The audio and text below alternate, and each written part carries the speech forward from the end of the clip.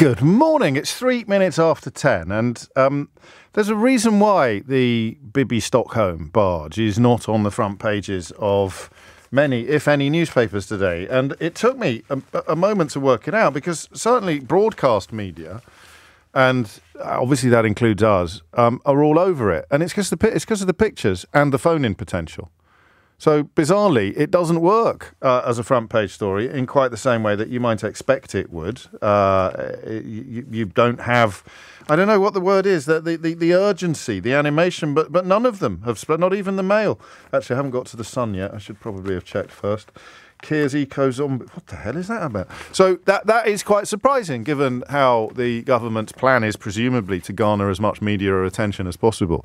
But they're still getting plenty. That's just my little media 101 for you. It's not particularly pertinent or germane to much that follows, except that I am once again resisting and rejecting the temptation not to talk about it at all. I think Louise Hay, the Labour politician there, making quite a lot of sense. Is it 15 men that are on the boat now out of an asylum backlog well into six figures?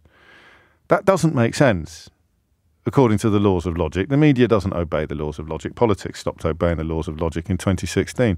But the idea that it is, what's the story? The asylum backlog? Because if the asylum backlog is the story, then the destination of 15 asylum seekers is absolutely negligible, irrelevant and profoundly unimportant. So why is it such a huge story? That will be a question that I will invite you to answer probably in the course of this morning. But it's not the thing that intrigues me most, first up. Part of me wondered yesterday why they're doing it.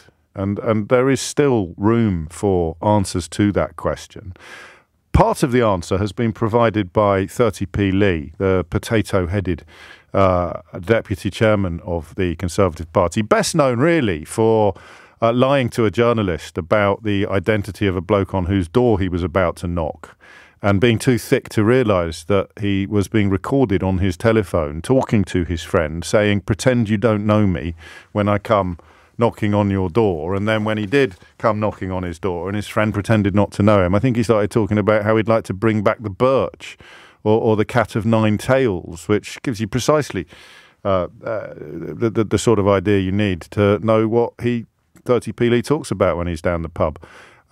So that was his claim to fame. That was his qualification for being promoted to deputy chairman, being friends with bigots and lying about it to journalists. And that, sadly, in 2023, is pretty much what Rishi Sunak needs from a backbench MP, from the sort of Jonathan Gullis, 30p Lee, Brendan Clark hyphen school of performative idiocy. And so he gets promoted to deputy chairman. And of course, we can sit here and clutch our pearls that the urbane and well-educated Secretary of State for Justice, Alex Chalk, this morning, essentially endorsed 30p Lee Anderson's sub-National Front rhetoric. We can go, oh, that's a shocker. And I fell into that trap. But they knew what they were buying. They knew what they were signing up for. Rishi Sunak knew exactly what he was doing when he promoted a man who'd already said that they can't really campaign on any achievements in the next general election, and they can't do what they did last time, which was to blow smoke up people's backsides about Boris Johnson and tell lies about Brexit, while capitalising on the fact that Jeremy Corbyn was the most spectacularly unpopular Labour leader in living memory. So he said this on record. It's on tape. Essentially admitting the only chance the Tories have got in the next election is to inflate transgender conversations and fight these so-called culture wars. That's how you end up deputy chairman, and that's why you know that you can say with a degree of impunity stuff that, frankly, would have got you thrown out of the British National Party when Nick Griffin was trying to sanitise it shortly before appearing on Question Time 15 or so years ago. How fast the world has fallen. Even Farage would have fought shy in public of saying something like F off back to France. But the world has changed, and what was unacceptable has become not just acceptable, but Tory party policy. So spare me the sort of pearl-clutching shock and horror that a Secretary of State for Justice should join in with this sort of racist baiting. It's the plan. That's why he was hired. That's why he is there, and that's why he's saying it. They know it's not true. I just think about the logic of 30p Lee's position. They should F off back to France. But he wants French authorities to arrest people making their way towards the United Kingdom. So by any even vaguely logical analysis, which I grant you is too big an ask for the food bank man, he would want British authorities to arrest refugees trying to make their way to France. Otherwise, it's one rule for us and another rule for everybody else. If it's wrong for them to come here and French authorities should be trying to stop them, then if they get here and decide to make their way back because they don't like the accommodation, then it should be up to our authorities to arrest them in order to prevent them from doing the thing that he's passionately opposed to when the traffic is moving in the opposite direction. But again, it's not about logic. It's not about the law. It's about throwing red meat and, if you like, turning bigotry and ignorance into official Tory party policy. Which is why when Nick asked Alex Chalk this morning about these comments, Alex Chalk had no choice but to defend them. He probably didn't foresee that being his job when he decided to go into politics. I'm going to have to appear on national radio and stick up for a bloke who makes the National Front sound almost palatable. But hey-ho, that's what I signed up for. And Rishi Sunak's promise of professionalism, accountability and integrity means that I, Alex Chalk, Justice Secretary, have to appear on national radio today and say stuff like this. Because the British people, we're fair-minded people, but what we don't think is fair is to say that people who arrive illegally should be profiting from that illegality in four-star accommodation. That's why we're looking at disused military bases. That's why we're looking at the Bibby Stockholm. So we will provide accommodation. Yeah, it's not going to be the Ritz. It's going to be pretty austere. It's going to be pretty functional. But that's not unreasonable. Why is he lying about the accommodation that asylum seekers already receive? Why is he talking about the Ritz and four-star hotels? Now, there might be a hotel near you. There are a couple in Kidderminster, actually. I think they were 3 rather than 4 that did end up housing asylum seekers. But at the point they started housing asylum seekers, they ceased to be four-star hotels. They became asylum seeker not detention centres because you're free to go, but holding centres, if you like. The idea that an asylum seeker has moved into one of these hotels and can avail themselves every day of the room service menu and the facilities is not just silly, it's disgusting. It's a blatant lie. We've put a call in to the Justice Secretary asking for examples of hotels where asylum seekers receive the same level of 4-star service that paying customers would have received before the hotel was repurposed. We're waiting to hear back. They tried to pass us on to the Home Office at first, claiming that it was a claim that had been made by them, but I heard the Justice Secretary make that claim on LBC this morning, and therefore I think he should account for his claim that 4-star hotel accommodation was previously being supplied to asylum seekers. We'll let him off the Ritz comment because that can be a figure of speech, but it's a very deliberate figure of speech designed to make you think that these asylum seekers are enjoying a better standard of living than you do. I'm getting texts also about them being frightened of the water. So I don't know why they're coming into the studio, but if you had crossed the channel in a dinghy, knowing full well that people had died making the same journey, it's possible you'd be a little less relaxed about water subsequently than you were before you got in that death trap. So there we are. Another point that I need to make at 11 minutes after 10 this morning is that my anger is not the right word. Disgust and sadness. My disgust and sadness at what this country has become, a country where 30p Lee Anderson can do a National Front tribute act in a national newspaper and be defended by the Secretary of State for Justice. My sadness and disgust at what we have become is also part of the point. So Suella Braverman, Robert Jenrick, Rishi Sunak, they hope that people like, well, there's only about 3 of us in British public life. There's basically me, Carol Vorderman and Gary Lineker now. But we're upsetting people like us is the point of the policy. That's it. That's, oh, great, yes, it's upsetting them. Only I, out of those 3, of course, have any form of media profile where I can offer up my opinions. Gary and Carol rely on Twitter. But even that is too much for the right-wing media to bear. Any syllable of dissent, anybody daring to suggest that we're actually a bit better than this, lads. We are just better than this. Even if you have been misled about the international law on the question of refugees and safe countries and first countries, even if you've been misled about that, it doesn't make you someone who cheers some bozo shouting F off back to France if you don't like it. That's a deliberate move. And anyone speaking up against it is to be portrayed as an enemy of the people or part of some sort of fifth column.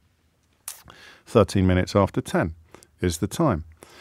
So the question of why they're doing it has many, many answers. They're not doing it to solve the problem because they caused the problem. They like the problem. They relish the problem. Suella Braverman today gets to paint targets on new backs. She gets to paint targets on the backs of lawyers, doing with lawyers what they've previously done with refugees. So you find me a dodgy lawyer and a corrupt Tory will pretend that all lawyers are dodgy. Just as you find me a law-breaking asylum seeker and a corrupt, fascist, racist sympathiser will pretend that all asylum seekers are criminals. It's easily done. It leads to Donald Trump's ludicrous comments about the colour of M&M chocolate. So that's part of the reason as well. It upsets all the right people.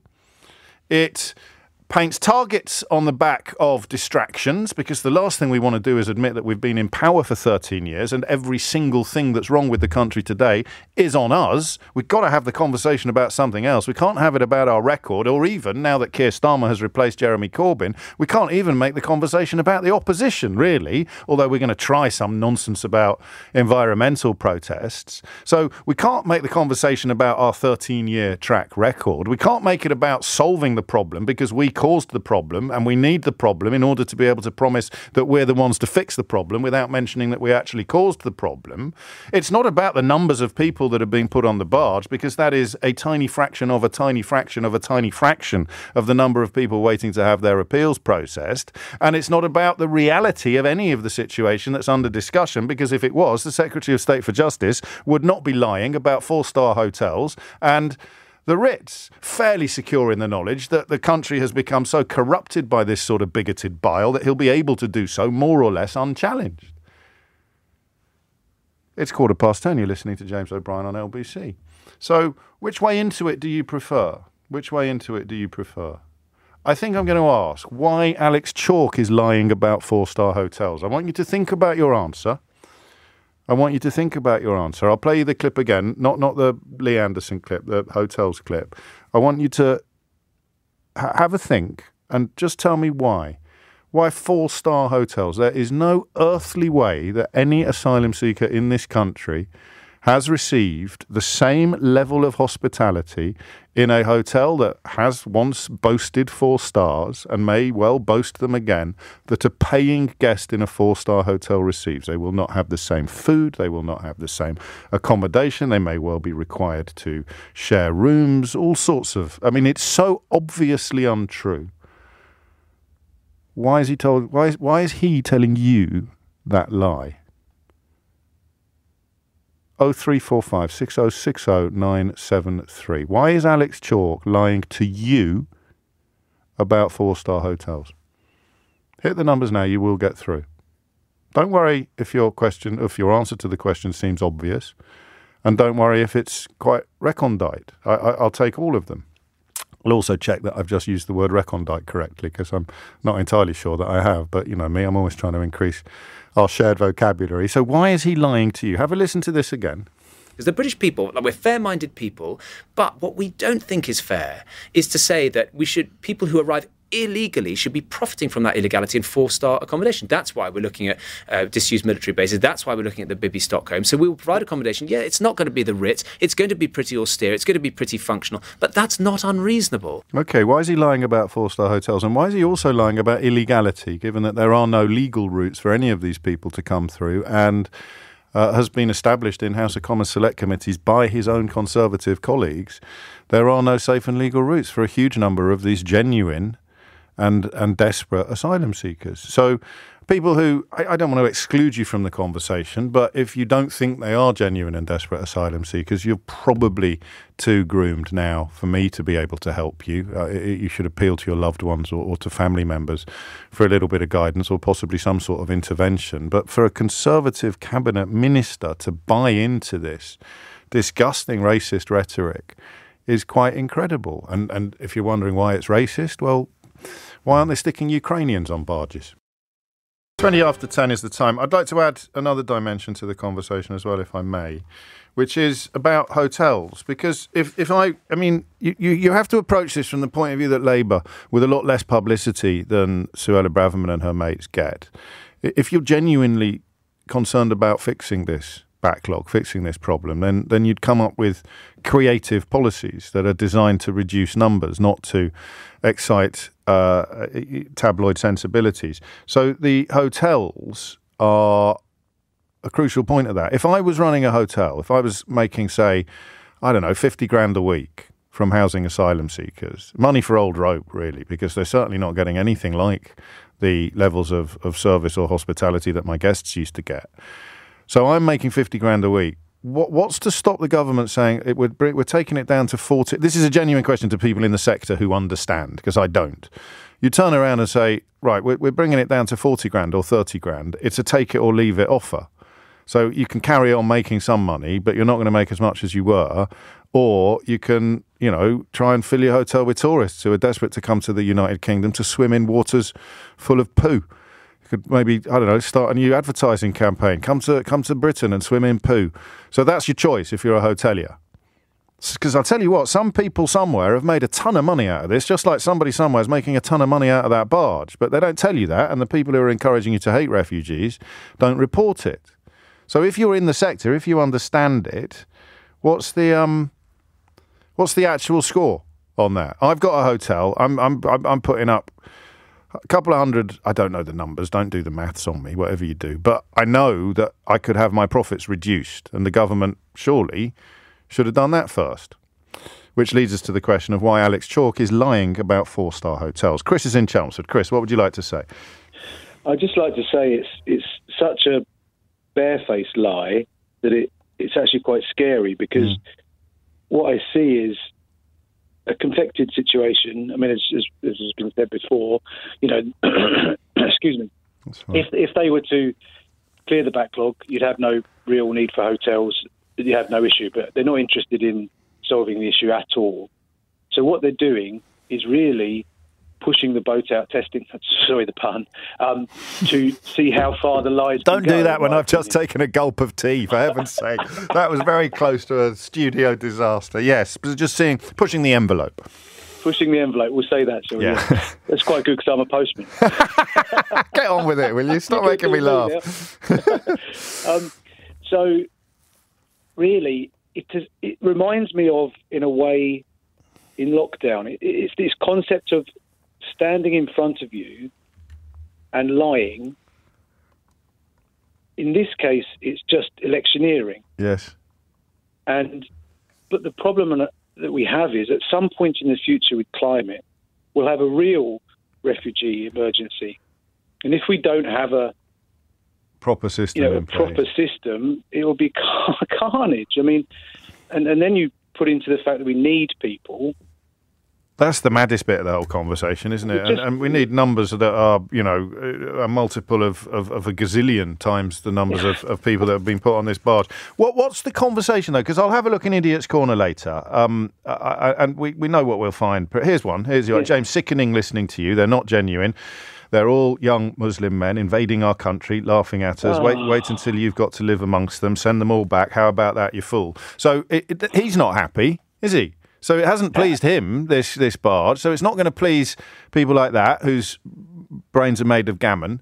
And it's not going to please people who think that traumatised refugees need to be looked after, the kind of people who think having murals up on walls in asylum centres is probably quite a good idea for unaccompanied children. It's not going to... I mean, who is it designed to please? I'm not sure it's designed to please anybody. It's just designed to create the debate that we're now having.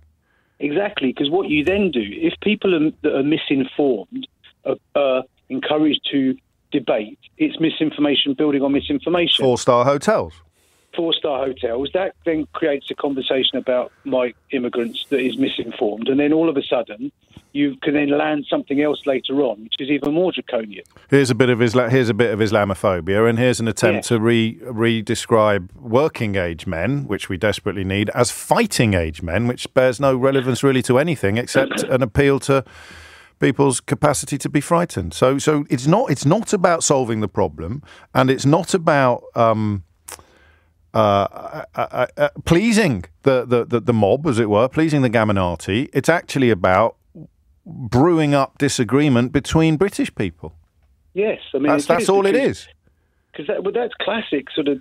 Oh, we don't really like to go to the F word too soon, but it's indicative of the behaviour that would indicate that you have to create a false war to be able to fuel and feed the masses' sort of fear. We call it, you don't have to reach for the F word, you call it a wedge issue, which is what I think that Linton Crosby and that generation of Tory propagandists specialise in, or you call it a culture war and pretend that it's, it's real and not confected. So there, I mean, thank you, Chris. That's a brilliant start, and 2 belly laughs to boot as well. I set the bar high this morning for callers, but it's not about pleasing the 30p Lee Appreciation Society, because they're still furious about everything, that they always will be until they learn to think about things.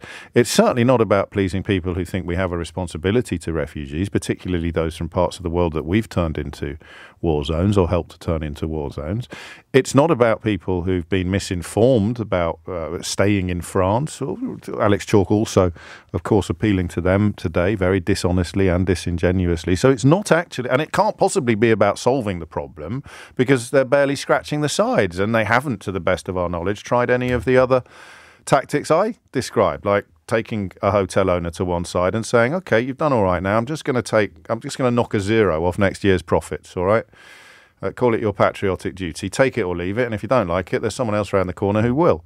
Tories are normally brilliant at that when they're trying to drive down wages or saying that they can't afford minimum wage. If you don't like it, you can sod off, get on your bike and find yourself another job. So you find a Tory donating hotel owner who's clearing, I don't know, $250,000 a year, and you say next year you only get half of that, mate. Who's going to complain about that? And if they do, who's going to care? So lots of reasons to think that this has absolutely nothing to do with asylum seekers and everything to do with you and me. We're supposed to be fighting.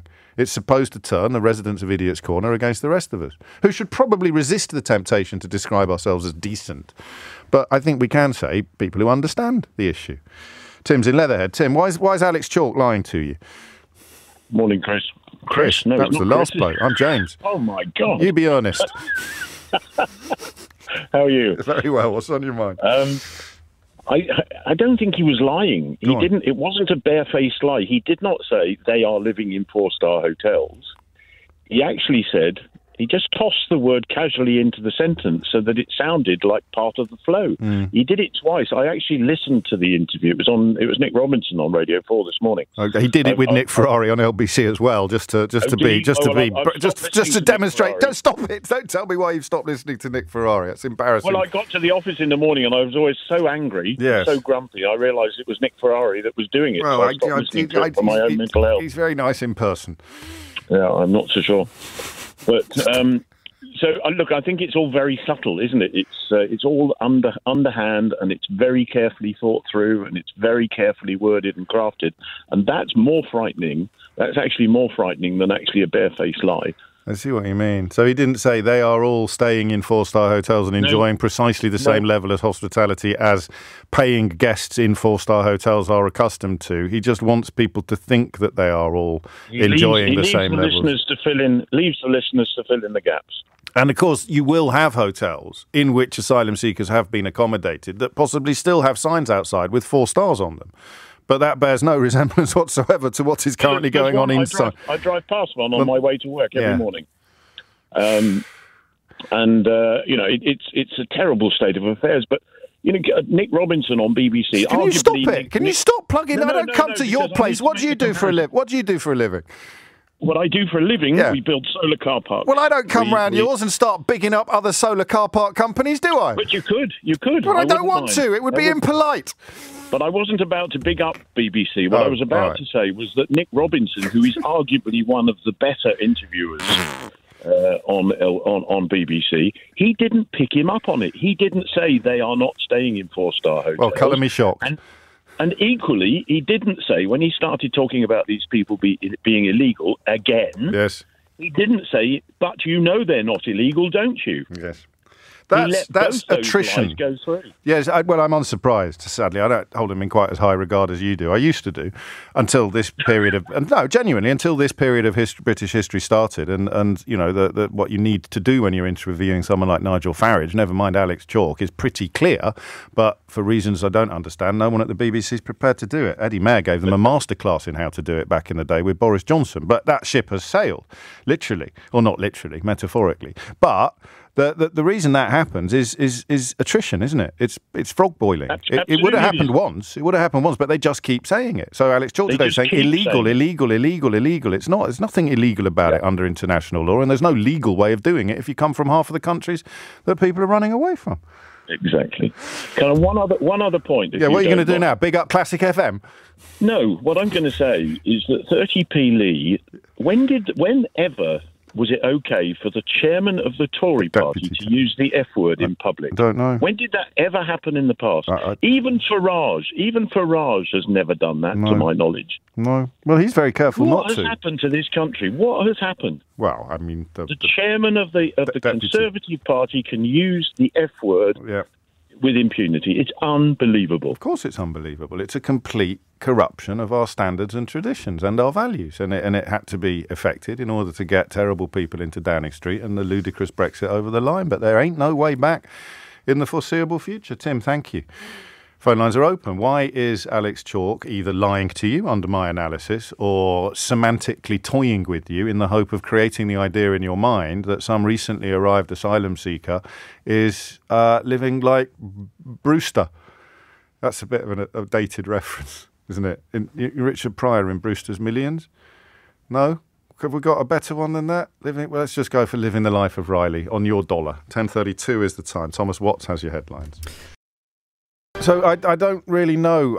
Obviously, I've heard of Alex Chalk. He's been around. I think he served under Boris Johnson, which in normal times, to go back to Tim's call, would have been a kiss of death for any political career, wouldn't it? But hey-ho, here we are. I don't know him well enough to know how relevant it is that he looks desperately uncomfortable on the clip that LBC have put out of Nick Ferrari asking him about Lee Anderson. He looks, he kind of, it's almost like he clenches, knowing that he's going to have to defend it, because he can't not defend it. You can't go on the radio and say the deputy chairman is an ignorant bigot and he should never have said this stuff out loud. Tim says, when did the Conservative Party become a place where the deputy chairman can use the F word in a public space, in an interview with the Daily Express? I mean, I don't know, actually. If I was feeling lazy this morning, I'd say Brexit probably, but I don't know. When was that moment? When was that moment? Was it when Boris Johnson corrupted what was left of parliamentary integrity? Was it when Rishi Sunak put Suella Braverman back in the Home Office? Was it when 30p Lee got promoted in the party, despite being best known for fraudulently trying to portray a constituent as a stranger when in fact it was a fellow bigot and friend? What would you? I mean, I don't know if that's one for the phone lines, but you can text me 84850 or tweet at Mr. James OB. At what point, if you had to put a date on it, when did the Conservative Party become a place where the deputy chairman can use the F word in public with impunity? When did the United Kingdom become a country where the deputy chairman of the Conservative Party? That was Baroness Wolsey's job not long ago. The deputy chair, and here's the thing. So when Baroness Wolsey, I can't remember whether she was co-chair actually, I think not deputy chair. She was on Question Time with Nick Griffin that night. It's a significant moment, that, and I explain why in the new book. But she was on with him, and he said something about tokenism and typical Muslim woman. And look at that party now. Party in which she could rise to chair. She wasn't chair at the time. She was a shadow something. And the party now that she obviously has felt compelled to call out for its bigotry and its rhetoric. Look at that change. From the moment she sat on the Question Time panel with Nick Griffin as a Conservative, and now 30p Lee is coming out with stuff that even Nick Griffin would have balked at saying on the BBC. That's what's happened to the Conservative Party. It's incredible. But can you put a date on Tim's question? I don't know. 10:38 is the time. Why is this man lying to you? And this is him trying to defend the deputy chairman of the Conservative Party using language that, well, frankly, you wouldn't use in front of your children. Your colleague, Lee Anderson, Tory Vice Chairman, has told Express.co.uk if they, the asylum seekers, don't like the barges, then they should clear off, I've changed that word, clear off back to France. Yeah. Does he speak for the party? Lee Anderson expresses the righteous indignation of the British people. Yeah, he does it in salty terms, and that's his style. But his indignation is well placed. People are coming from a safe country. Clear off back to France. Well, people are coming from a safe country. France is a signatory to the European Convention on Human Rights, and people should claim asylum in the first country. It's not like there shouldn't just be like a sort of open shopping list of where you want to go. So he expresses himself in his characteristically robust terms, but there is a lot of sense in my respectful view in what Lee said. What a liar. That's quite incredible. There is no requirement to stay. Well, otherwise every Ukrainian in the world who's left Ukraine would have stopped in Poland or stopped in a neighbouring country. Every Middle Eastern refugee would be stuck in Saudi Arabia or Jordan. I mean, millions are. Tiny fraction. We're even below the European Union average. So it's his use of the word righteous that's really despicable this morning. Am I being snobbish by focusing on Alex Chalk rather than focusing on 30p Lee? I don't think I am. 30p Lee's contribution is just one foul word. Alex Chalk's contribution is a disgusting attempt to gaslight the British people, because there's nothing righteous about 30p Lee's indignation. It's built on ignorance and bigotry. It's built on a failure or a refusal to understand what international law actually says. It's built on a failure or a refusal to understand what the nature of the refugee crisis is. The Afghan woman fleeing the Taliban who wants to join her pregnant daughter in Britain currently has absolutely no way of getting here legally. So the indignation is built upon lies. It couldn't be less righteous. What is the opposite of righteous? Wrongchous? It's wrongchous indignation that and it's being done very deliberately. So in answer to the question of why is Alex Chalk lying to you today about 4-star hotels, we can now offer up so that people can pretend their indignation is righteous when in fact it's nothing of the sort. The disgrace is that 30p Lee is probably too thick and bigoted to understand this. And I'm happy to be wrong. Possibly he does understand it and is deliberately misleading people. Whereas Alex Chalk, just looking at his CV, has no excuse whatsoever for not understanding this, which means he's very deliberately lying to you and misleading you and gaslighting you about everything from the nature of international law when it comes to refugees right through to the accommodation that asylum seekers previously enjoyed or are currently enjoying before being stuck on the Bibi Stockholm, all 15 of them, against a backdrop which I think runs into the hundreds of thousands, doesn't it? We need to triple check that. And do you know what they get in these 4-star hotels? If they get fed, they get £9.58 a week to live on for everything else. So that would include, I think it would include sanitary products, toothpaste, toothbrushes, clothes. £9.58 a week to live on. And if they don't get fed, if they have to cover their own food, they get £47.39. Now, I've stayed in some 4-star hotels in my time. And if they were feeding me on £47.39 a week, well, you can fill in the rest of that sentence yourself. And then you can answer the question of why Alex Chalk in particular is lying to you about 4-star hotels, about asylum seekers, about safe countries, about international law, about pretty much everything, every syllable that came out of his mouth this morning in a variety of interviews, which Tim helpfully reminded us did not unfold exclusively on this radio station. Why is he lying to you?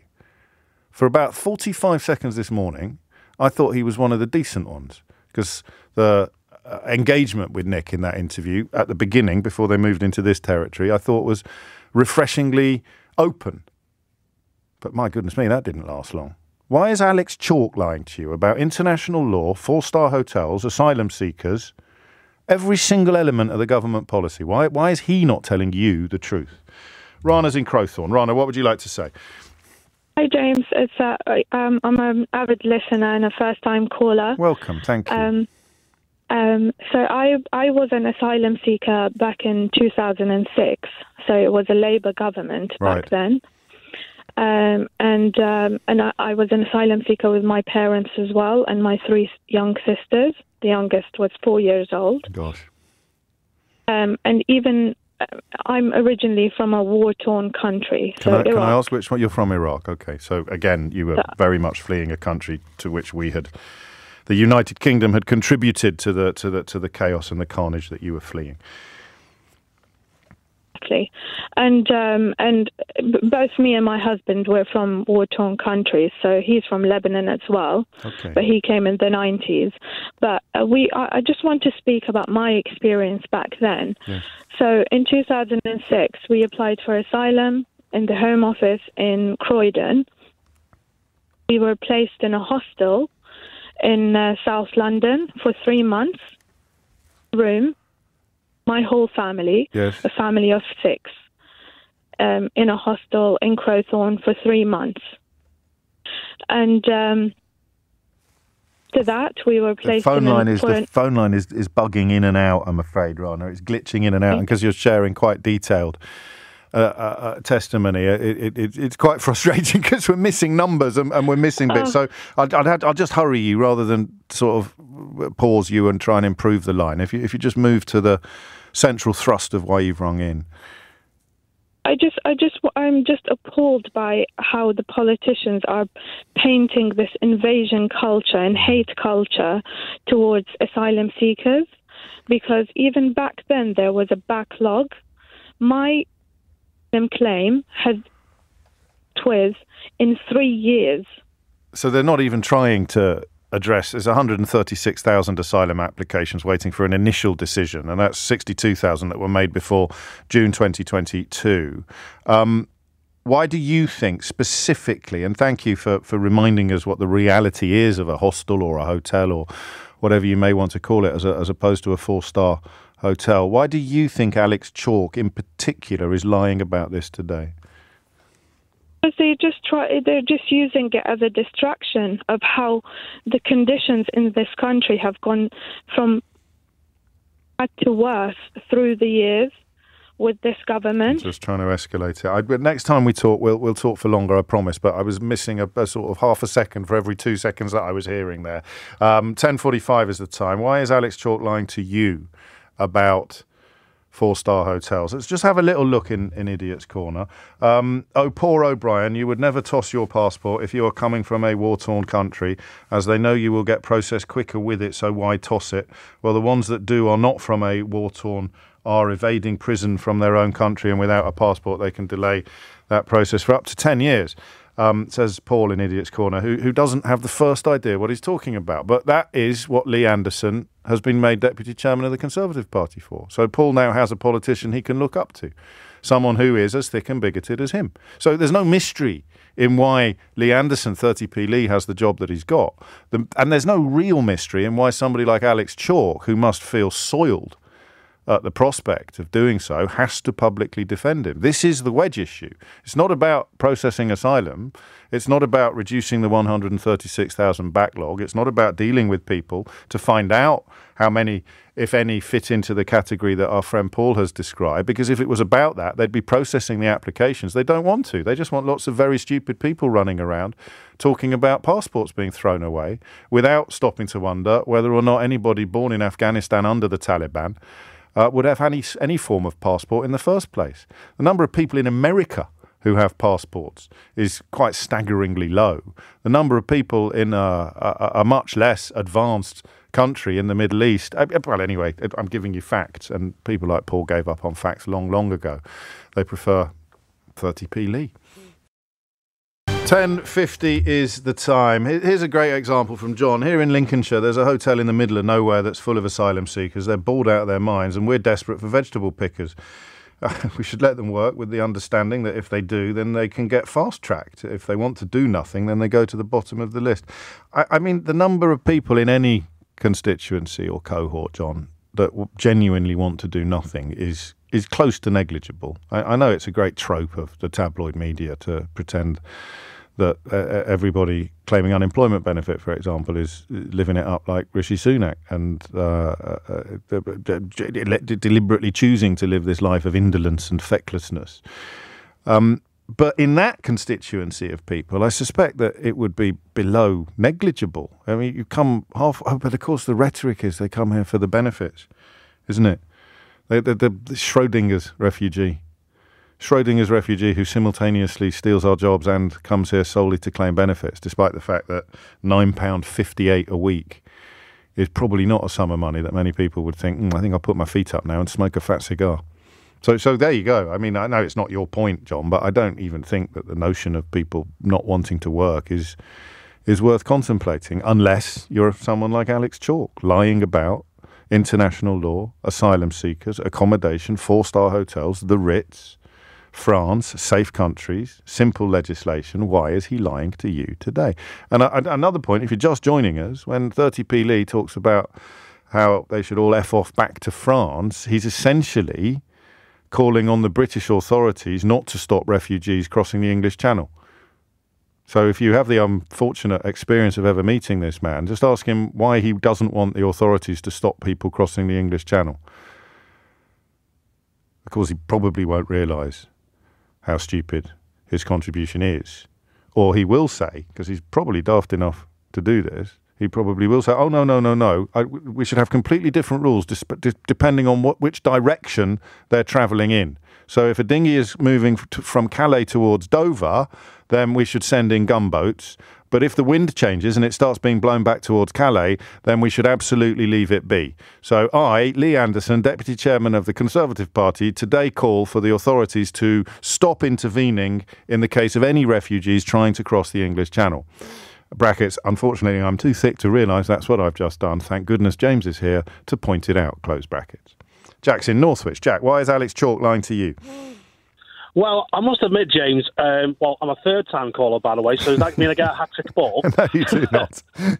Oh, it's a shame. Now, James, I've got to be honest, I do take issue with one thing you said at the top of the hour. You referred to our Deputy Chairman of the Conservative Party, Lee Anderson, as a potato head. Yes. Now, I know you pride yourself on accuracy. I think he resembles more a block of Spam. Yeah, it depends whether you're watching in black and white or not. I was just trying to make you spit the tea out. But in a serious point, I think with Alex Chalk, it's a case of populism 101. But rather than be brazen like, say, Donald Trump and be more outright about the point they're trying to make, I think they're trying to be subtle. So when they plant the seeds like, oh, they're staying in 4-star hotels and, you know, they're getting free bed and board, they're trying to say, well, look, you can't pay your mortgage, you can't pay your rent. But don't blame our kamikaze budget. Blame them. Or we've got thousands of refugees and an invasion, a war, you know, whatever horrible language you want to call it. It's, you know, it's not our fault, even though we're no longer party to the Dublin Agreement and we don't have enough people working in the Home Office to actually process these claims. I think it's just a classic case of us versus them, that when you've got someone like Alex Chalk, KC, bit of a lower profile. Yeah. I think he's trying to get away with being a bit more subtle about the populism. Whilst there's snobbery there, isn't there? Actually, there's a sort of subtle snobbery. So we'll send 30p Lee out to appeal to, and then insert whoever it is that Alex Chalk doesn't think he can communicate with or he can liaise with, and then leave me to talk about the Ritz. I'll talk about the Ritz Hotel to the Home Counties bigots, and we'll leave 30p Lee to deal with the, I don't know what phrase they'd use to describe the sort of people who respond positively to his foul language this morning. But the point here, and this is something that I'd missed at 10 o'clock, but I haven't missed it since, it's got nothing to do with asylum seekers, any of this. It's all about us having a pop at each other. So even our comments about Anderson's head resembling either a potato or a pound of luncheon meat, even that actually is playing into the narrative that the Tories want to see. It probably is, I know. You've got to give yourself a break every now and then, Jack. You know, all work and no play makes Jack a dull boy. But I mean, that is it, isn't it? So, you know, we slag him off, we slag Alex Chalk off, and they say more lies about the elites. You're obviously very elite, and you're very out of touch, and you don't know what ordinary people are talking about. And that's the actual topic, if you like. That's the actual issue. Is enmity and opposition and division among the British people. But as Liberals, we tend to talk from a position of reasoning, logic, I hope so. You hope so. But yes. Empathy. But we've tried that since 2016. That hasn't worked. What are we going to resort to? Because unfortunately, populism's taken such a hold of this country like it has in the States. Yes. People would still rather hear what they want to hear rather than how, you know, and I think Labour are guilty of this as well, like how are we actually going to address the problems that we're all suffering with right now? I think Labour are complicit in some of the problems that you describe. I don't think that we're as bad as America. I don't. I mean, we haven't got a Fox News for a start, and I think you can count the number of people that watch the new television stations trying to move into a sort of Fox News-shaped hole on a couple of hands. So that we don't have that yet, but it could happen. Sadie is. Thank you, Jack. Take care. Sadie's in Maidenhead. Sadie, what would you like to say? Yes, I'd just like to say that I'm really saddened by the way we keep othering people, and we're creating this concept of people being very different to us, and the way it's being talked about. My experience is with foster care. I've spoken to you once before, James. Yes. At the moment, we've been looking after a young man from Darfur for the last 2.5 years, and my experience working with these and with him and his friends is that these are young men who just want to be safe and then to make a contribution. I mean, the reason, from my understanding, is why we have so many young men here as opposed to young girls is because once you hit puberty in somewhere like Darfur, if you're not if you don't leave, you will be drafted into the militia. Yes. So you have no choice at that age to send a 12, 13, 14-year-old. You know, I've got a 14-year-old son. I couldn't imagine. Well, you send the family members that have a chance of making it, don't you? That's I've got daughters. You wouldn't send a daughter away to travel across to. But you have no choice with a young man hitting puberty. Yeah. You lose them to the militia, or you have to send them on that horrendous journey. My friend Wahid Arian, the doctor, explained this to me, and Gulwali Pasale, who both made their way here and through similar routes to the ones we're talking about today. But I was thinking about with things like the hotels and the bars, we're keeping people separate and we're not allowing people to be part of the community. So we're not actually seeing the benefits. So the young man we're working for is now, he's done well, he's learned English, he's kind of worked hard at college. He's now working, he gets up at 5 in order to cycle, to catch a bus, to get his job, and starts work at 7:30 and is paying taxes. And is making a really and you don't hear those stories. If he got caught shoplifting, he'd be in the Daily Mail tomorrow.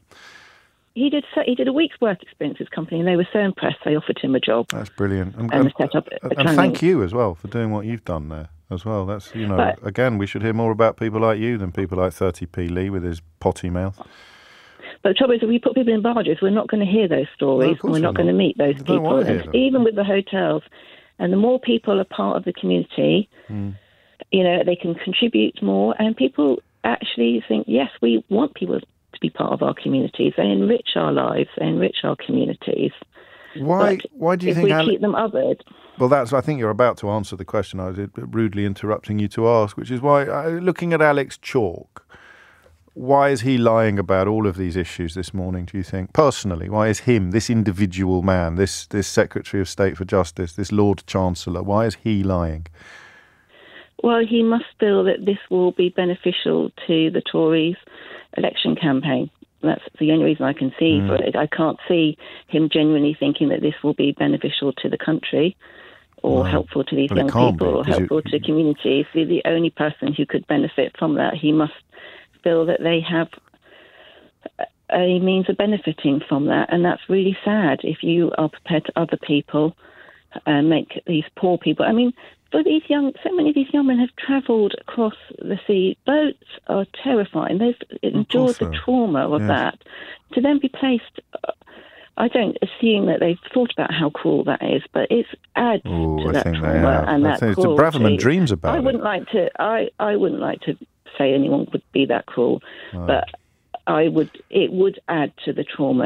I don't want to disabuse you of your decency and generosity. So I may find it a bit easier than you to believe that they don't just acknowledge it, they actually relish it. But I'd rather be like you. I just know that it would be really cruel. The reality is it is really cruel because it... Hurting people for votes. From Darfur, you can't swim. No, of course hardly not. Anyone from Darfur can swim. You've endured the trauma of going across the channel in the pitch of light. Knowing you'd die if you fell out. Well, these kids have had to have seen dead bodies on the beach in Libya and still go on those boats. But if they don't like it, they can F off back to France, as the deputy chairman of the party of Winston Churchill, Margaret Thatcher, John Major, and, of course, Enoch Powell. It's 1 minute after 11. You're listening to James O'Brien on LBC. It is 4 minutes after 11, and you are listening to James O'Brien on LBC, where I want to talk about the kind of stuff that really matters now. It's not like front page news. In fact, it barely merits 4 paragraphs in just one newspaper today. We touched on it yesterday. I need to get my confession in early. I live in London. I don't live in central London. I have lived in central London. I live just on the outskirts of London, and the transport is impeccable. It will get even better as hopefully people start using their bicycles a bit more and their cars a bit less. But I rely almost entirely on public transport. And one of the things about the London bubble, or even the big city bubble, is that you lose sight completely of how lucky you are. I don't think, if you've struggled to get white privilege off the ground in a country where 30p Lee can become deputy chairman of the Conservative Party, you're going to struggle to get bus privilege off the ground, aren't you? But I don't think we realise how lucky we are in big towns and cities to pretty much, and I may be even wrong about this, I don't think I am, but I may be so London-centric that you're about to start spitting nails at my ignorance and arrogance. But I mean, I know you've now got an app that you can check and you can establish that the bus will be at your local bus stop in, you know, roughly the time it takes you to walk from your front door to your local bus stop. But even before we had apps to do this, you could generally set off from A to B without checking the provision of service between A and B. You know, a train would be every half an hour or every 15 minutes if you were lucky on a commuter line, especially at the peak times. The buses, you know, what are you looking at? Do you ever see more than a 12 to 20 minute gap between buses, and usually much, much, much lower than that? So I love the phrase travelling hopefully. And one of the loveliest things about my daughters getting a bit older is I can start revisiting some of my pre-parenthood eccentricities. And I'm a great one for taking 2 hours to make a journey that could have taken much less than that. I'm a great one for getting off 2 stops early on a tube to walk through parts of town that I've never visited before. I'm a great one for just striking out without knowing anything about public transport and walking until I get tired in the direction of where I need to be. And then it drives some of my colleagues here mad, because if they've arranged for me to be giving a speech to some advertising agency up in Hoxton, and they say, we'll get you a car. And I say, no, I'll walk. And then they ring me and say, you all right? I say, no, I'm getting a bit tired, actually. I think I'll hop on. And then I just go to a bus stop, look at the rough direction, check the map. I love it. But my God, I'm privileged. So I went to Mum's. My mum lives in the Worcestershire town of Kidderminster. She lives just outside Kidderminster. And I get the train home, that's okay. You know, London to Birmingham is okay. And then Birmingham to Kidderminster is okay. It's not as good as it used to be, but it's doable. Again, you don't really need to check the times if you're not travelling. If there's no risk of the train being full, you're all right. You can do it. But then you get into Kidderminster station and you think, well, I'll see if I can get a bus to Mum's. And you just can't. Or if you can, it's 6 o'clock that evening. I was in Norfolk not long ago when I thought I'll try. And there's some beautiful bus lines in North Norfolk, which is a part of the country I really love. It's very close to my heart. And if you're lucky, you can get on one of these buses, and it might as well be a tourist bus. It just tracks all the way up past Holcombe and through Wells next to the sea, and I think it goes all the way to Cromer, or it cuts back through to Fakenham. It's a coastal route, and it's beautiful, but it's hourly. I think at best it's hourly, and then it closes, and another company takes over and does a better job for a while. But then back in Kiddie, I can't get a try and go to the football from Mum's house to the football by bus. You've got no chance of doing it at all. So this is one of those conversations that I tried to describe to you either yesterday or late last week about evidence that we live in several countries at the same time. All conversations are a bit like that. We're not in full agreement about everything. But some conversations are so skewed by personal experience that either there's no point having them, or you work really, really hard to recognise alternative perspectives, to acknowledge and include contributions from people whose experience is incredibly different from yours. Bus privilege. Bus privilege is the phrase I'm using to describe myself today. I don't just enjoy white privilege, I also enjoy bus privilege or public transport privilege. Here's a great example from Patrick. He's in, is it pronounced Beamster in Dorset? I'm pretty sure it's not pronounced Beaminster, but I think, anyway, Bemster. Bemster, is it? Is it Biminster? Thank you. Biminster. Monday to Friday, 10 buses a day, first at 7:34, last at 6:59, no weekend or public holiday services. And that's normal. That's normal. I remember when I was a kid, so this isn't new, and you can't blame it all on the Tories, although Labour are claiming today that the number of bus routes has halved since they got into power. I remember when, and you won't, I mean, this is the perfect example of something that you'll either just nod along with and go, oh, God. Oh, but yeah, whatever, James, we all know that. Or you'll sit there going, that can't be right. He must have got his facts wrong again. He can't, but there was one bus when I was a kid. If you wanted to go from where I grew up to Bridgnorth, which is a little market town in Shropshire, there was one bus a week. There was one bus a week. I think it must have been Market Day. Would it have been Market Day? It would have been a throwback to, I don't know, but there was one bus a week. I think it was Tuesdays, since you ask, and I'll be staggered. It was a Midland Red. I'll be staggered if it still runs. And that is, I think, yet another example of living in a country that is actually several different countries.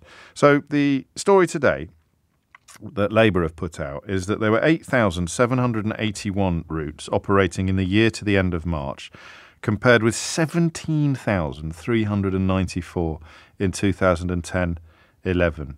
This comes from annual reports published by the traffic commissioners, prompting Louise Hay, the Shadow Transport Secretary, to say the staggering decline in local bus services under this government is nothing short of vandalism against our communities. Millions of people rely on these essential services, but they are being left without a voice as routes are cut back year after year. The Department for Transport criticised this analysis. A spokesman said it's misleading to equate these figures directly with changes in the number of bus routes when the government has invested £3.5 billion since 2020 to back our buses. So all they do is back stuff. Have you noticed? They're backing motorists now, and they back our buses, and they don't back anyone. They sell the farmers down the Swanee River by signing deals that favour Australian beef exporters. And they're backing our buses if half the routes have shut since they got into power. I suppose they're backing our libraries by closing them, are they? And backing our doctors by treating them appallingly. Who do they really back? I'll tell you who they back. Do you know who the Tories really back? This is good, this. Sit down. Do you know who the Tories really back? Well, they're claiming to back everyone. Do you know who the Tories really back? The Tories back their backers. That's who the Tories back. They back their backers. That's all they back. They back their backers. Back the buses. Do me a favour. So it's 2023. That's not a public service announcement. That's a mere observation of something of which you were already aware. But I just want to point out that we are a technologically advanced country, quite a technologically advanced population. Yesterday's very sobering discovery that 1 million people switched off their broadband have switched just last year as a consequence of the cost of living crisis doesn't change the fact that we are quite a technologically advanced nation. We could be a lot more technologically advanced, but we are quite a technologically advanced nation. We are also, Rishi Sunak decided 10 minutes ago, we're also governed by a party that wants to back our motorists by, I don't really know, ring-fencing their right to drive polluting cars or something. It's so hard to keep up. Back our buses, back our motorists. So the idea in 2023 of you being isolated as a consequence of public transport provision, unless you live up a mountain in North Wales, is actually the reason why I said now we're going to talk about stuff that really matters to ordinary British people. You've got the Home Secretary running around like a headless chicken this morning claiming that ordinary British people aren't waking up in the morning worrying about paying their bills or the cost of living or energy prices, or even perhaps if they have the luxury of looking a bit beyond their own immediate experiences, they're worried about the situation in Ukraine or global warming or climate change. No, what the British people are really worried about is the 13-year failure of the Conservative government to fix fix the asylum process, and that is why the Home Secretary today is promising to fix the asylum process that her government caused. They think you're so thick. But what people really care about is the stuff that affects them on the day-to-day. And what I really care about, some days on the programme, is the stuff I know nothing about.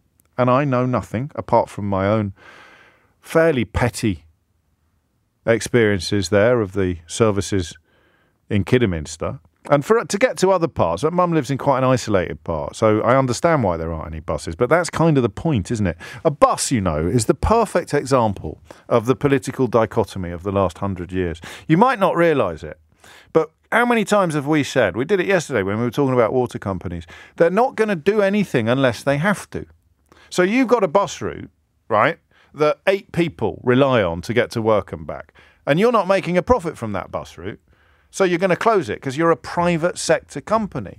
If you were a public sector company, then you are social capital. You are not mere capital. You are social capital. You are a community asset. You belong to the population. And therefore, you will subsidise the route that doesn't make a profit with money from the routes that make big profits. But what privatisation did, I think, and I'm open to contradiction and correction on this, is it did what we have heard about the NHS recently. It gives the private sector the right to cherry pick. So we'll take all of the profitable routes, thank you very much, and we'll shut down the ones that don't make any money, because why would anybody run a bus that doesn't make any money? Answer, it would be good for the community, it would be good for the population, it would be good for the country. Response, excuse me, I'm a Tory donor, not a charity. I'll run this bus company the way I want to run it, thank you very much. And if you can't get to work and back because I've shut down your bus route, then why don't you just move house?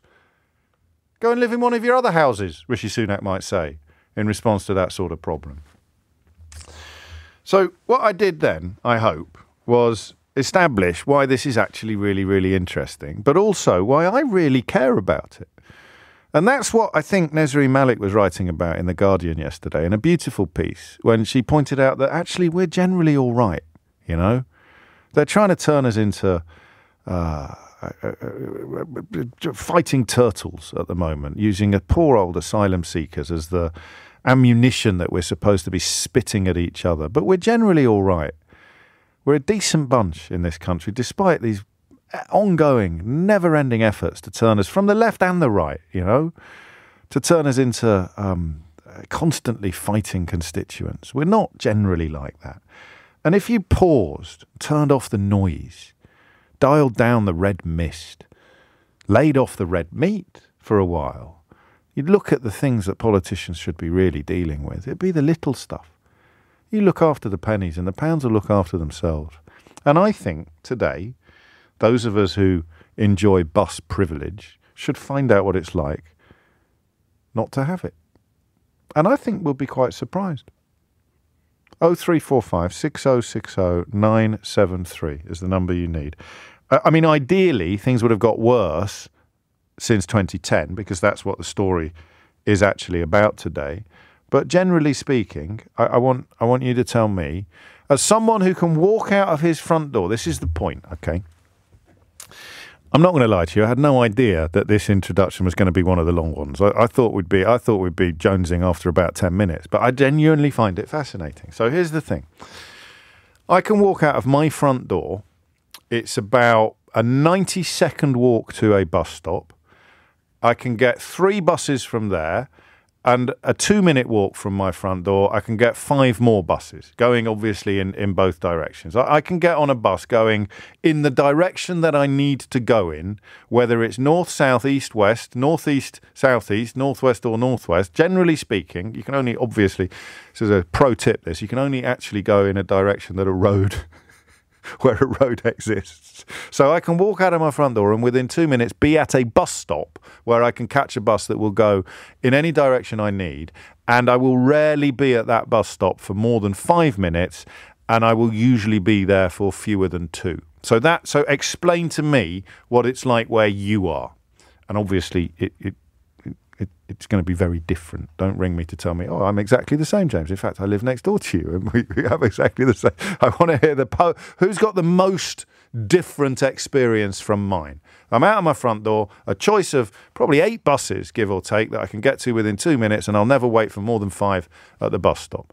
Who's got the most contradictory absence of bus privilege? Because it does matter. You can pretend it doesn't matter, but of course it matters. If it doesn't matter to you, then you don't care about other people, which is probably why we're on different sides of the refugee debate. 22 minutes after 11 is the time. You're listening to James O'Brien on LBC, looking at the much more, I was about to say pedestrian story, but that would be a bit of a misnomer, wouldn't it, given that we're talking about, well, I suppose if you haven't got any buses, you are by rights a pedestrian. I just want to know what it's like to live somewhere where there aren't any buses. It might seem like a strange inquiry, but my goodness me, it wouldn't if you lived there. At least I don't think it would. Peter is in Sheffield. Peter, what can you tell us? Good morning, James. Hello, Peter. I've had the misfortune, in a way, of recently moved to Sheffield, having spent the first 65 years of my life living in London. Gosh. And I was a bus inspector. I started as a bus conductor, actually, on the good old Route Master buses in 1983. Yeah. Did 10 years, then I got promoted to inspector, and I did 12 years as an inspector, so I'm quite qualified to... yes, indeed you are. Yeah, and now I've moved to Sheffield, which I absolutely love. I've got no connection with Yorkshire at all, other than I just wanted to move central area in England. And okay. But the bus services do leave a lot to be desired here. The particular route on the near where I live is 1 hour, and it's never on time, even if it's only a couple of minutes. Did that surprise you? I mean, do you know what I mean when I use this? Well, I've invented it, actually, this phrase, bus privilege. Well, no, it doesn't surprise me. Because you know it's not going to be as good as it is in London, but you weren't surprised by how bad it actually turned out to be. Well, you see, there are a couple of very good frequent routes in Sheffield. 52, 52A and the 120. I think people who know the buses in Sheffield will agree that these routes are really great. And yet the route where I live, which is Rotherham to Sheffield, which is about an hour run, and I live about 3 miles east from the centre of Sheffield, is appalling. And how isolating is that? I mean, how much do you rely on it? Because that's the point, really. I rely on it totally because I can't. I've got Parkinson's disease. Right, so you can't drive a car. Yes, I've got a disabled pass, so totally rely. Yes. So I think that's well. You can tell me this actually, given that you worked on the buses for so long. What changed and when? When did it change? Because I mean, we've got more people have got cars, obviously, than when buses were in their absolute pomp. But how much of it is political? How much of it does look like if you privatise something, they're going to shut down the routes or reduce the service on a route like yours and focus all of their attention on where they're going to make more money instead of spreading it around to provide a wider provision? Yeah, well, it goes back to the 80s, doesn't it? I don't know. I'm asking you. I was only 10. 10.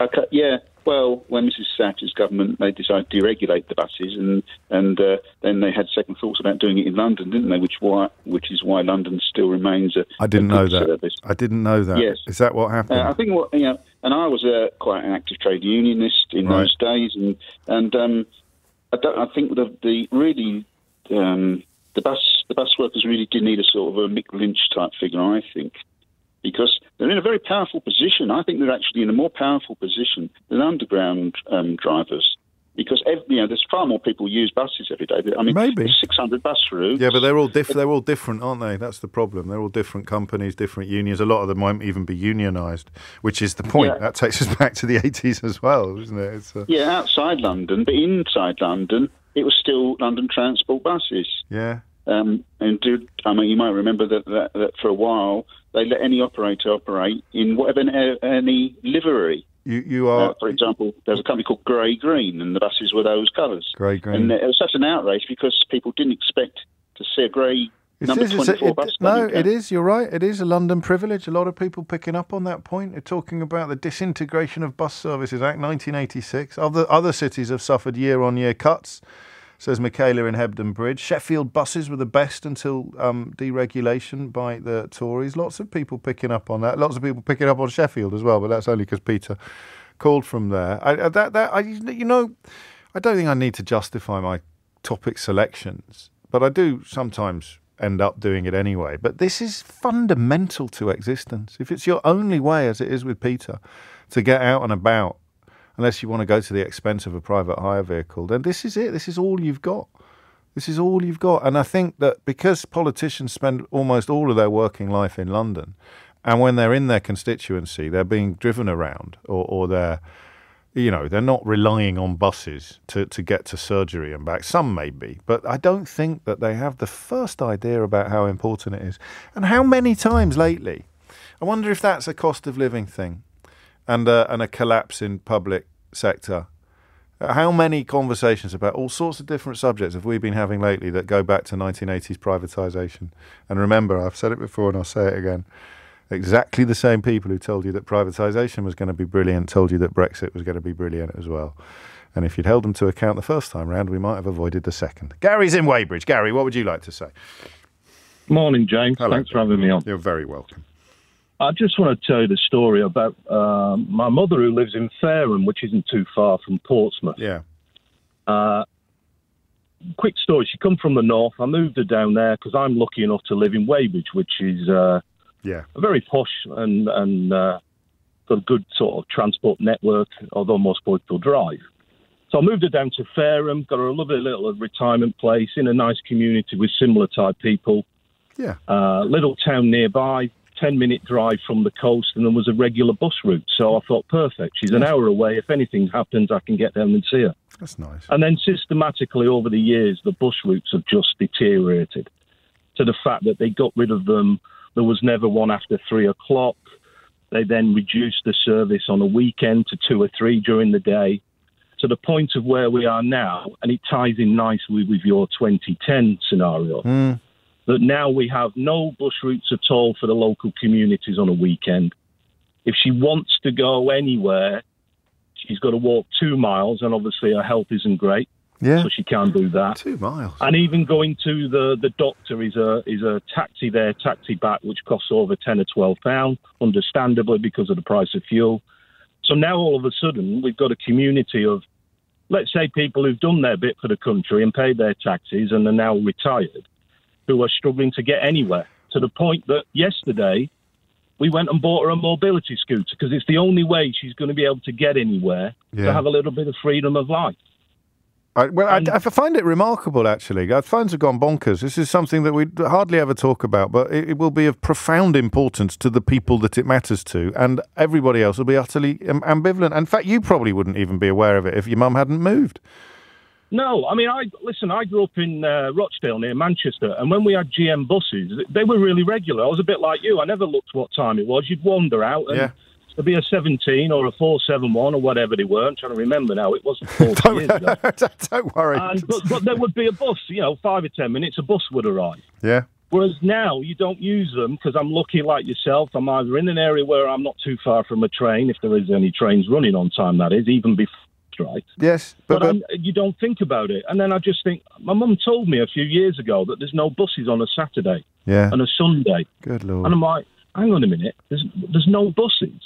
She said, well, yeah, because everybody around here has got a bus pass.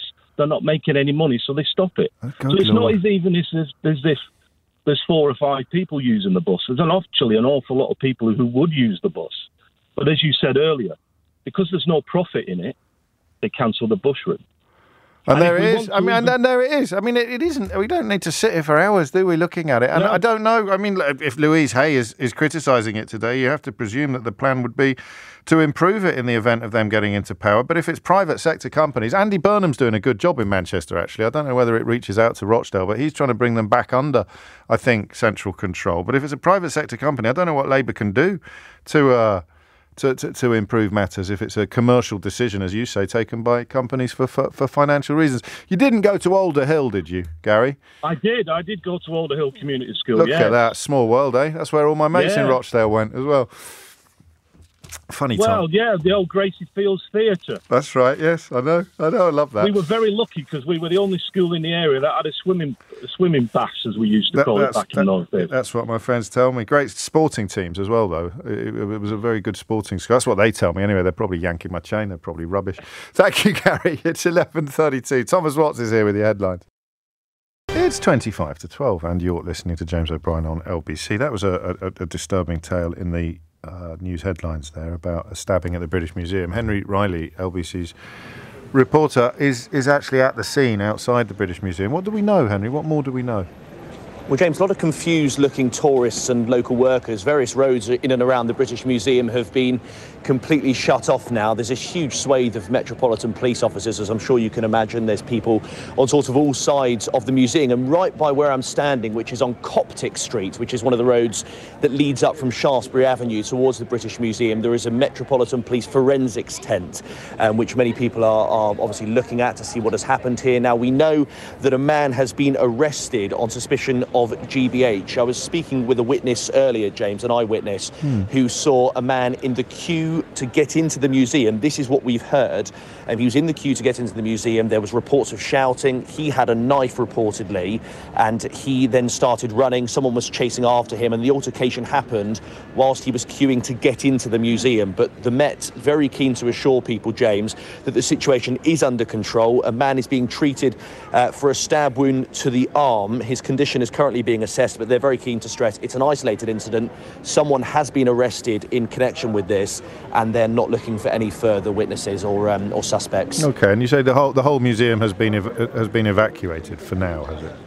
That's right, and there's a bit of confusion on that because there are various entrances to the British Museum, as I know you can imagine, James, and so people are being sort of directed to enter the British Museum on other entrances, and sort of 10 minutes later they're coming back to the police and saying it's not open, but the police have been told it's due to open in the next hour or so. So it looks like the museum will reopen. Of course, this happened just outside. This side of the museum is expected to remain closed for a little while because it's happened literally on the gate. The actual forensics tent is being propped up by the gate of the museum, so it really is almost right on the grounds. But the other side of the museum is due to reopen, we expect, imminently.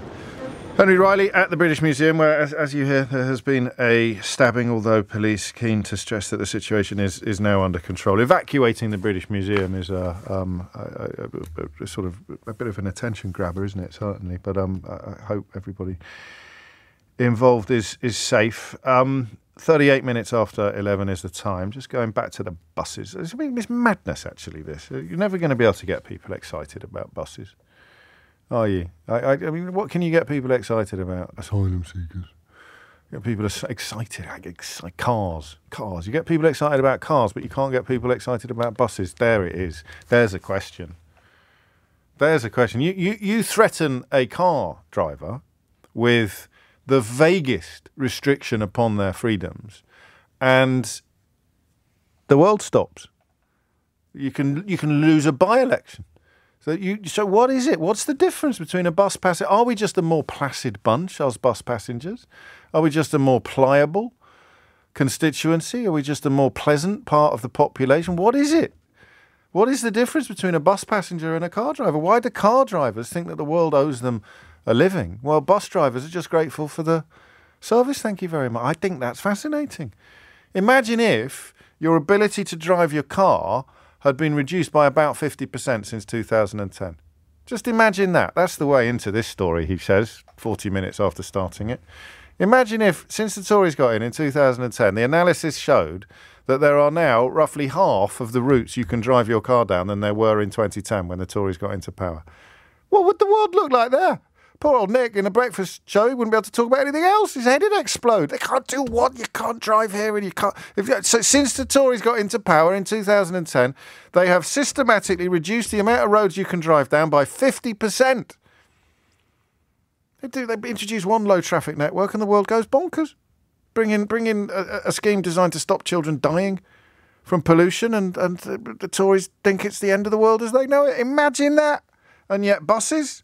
Since 2010, we've gone from 17,394 routes to 8,781, which is roughly half. That's fascinating. That is actually fascinating. I know that numbers don't stack up, and there'll be more people driving cars than there are people catching a bus. But just for the giggles, compare the two, and wonder what it is. What's the difference between a bus passenger and a car driver? Do we have no agency? A few of you reminded me that Boris Johnson is supposed to love buses. I never got to the bottom of that. Do you remember when someone asked him what he did in his spare time? And he said he liked to paint buses. There was one theory that it would get reported so widely that it would knock the £350 million lie off the top of the Google searches if you put in Boris Johnson and bus. But that can't be true. I think the bloke that asked him the question ended up in the House of Lords. Did he? Can you believe that? The bloke that asked him the question I think he was 11 and a half years old. The reporter who did that interview ended up with a seat in the House of Lords at the age of 12. 12 years old he was when he got a seat in the House of Lords. That can't be right. You can't be putting 12-year-olds in the House of Lords. But hey, it was Boris. Doff cap, tug forelock. 11:41 is the time. So anyway, I mentioned that because it seems unlikely that he loved buses that much. Otherwise he might have done something about bus services. Nicole's in Maidstone. Sorry, Nicole, I just went off on a bit of a strange one then. I do apologise. What prompted you to ring in? Perfectly fine. Thank you. What prompted me to ring in is that I moved from London to Maidstone. Yes. And I was forced to learn to drive in my 40s. Gosh. Really? Yeah. Because you literally would have been housebound if you didn't. I couldn't, yeah. I start work at 7 o'clock in the morning. Yes. The first bus starts at 7 o'clock in the morning. Right. That doesn't work, does it? No. I finish work 10 o'clock at night. Blimey, that's the a last shift. Bus. Are you in the care sector? Yes, I am. Good Lord. Yeah. Well, thank you. The last bus went at 9:30. I'm only 9 miles from work. Yeah. All right. That 9 mile journey, if I was to pay for it each way, is £4. So that's £8 per journey. It wouldn't cost me that in petrol. No. That's expensive. Well, when you're out of London and you're in what they'd like to call a rural community, the buses are horrendous. Did you not know this before you moved? Did you move naively expecting a diluted service compared to London, but some sort of service nonetheless? I moved expecting some sort of service. Yeah, you I would. didn't realise that buses run an hour. Oh, I did this once. Right, and I did a night shift. Yeah, well, I finished at 7:30. Yeah. Right, the bus was meant to come at 7:45, and this is a 9 mile journey. And it was a school bus. Right. So you had kids there waiting to go. Yeah. I got home at 10 o'clock. Good Lord. Because the bus didn't show. Well, so you had to go out and buy a car and learn to drive. Yes. It's an interesting one, isn't it? Why do you think we are not, as a population, more incensed by what they've done to our buses? I really, really don't know. I mean, I go, when I lived in London, I could do this, I could do that. Yeah, same. And everyone looks at me and goes, but of course London's got all the buses. I live in Maidstone, the capital of Kent, and I can't do a 9 mile journey. It's never. The capital of Kent? Well, apparently we are. Well, there you go.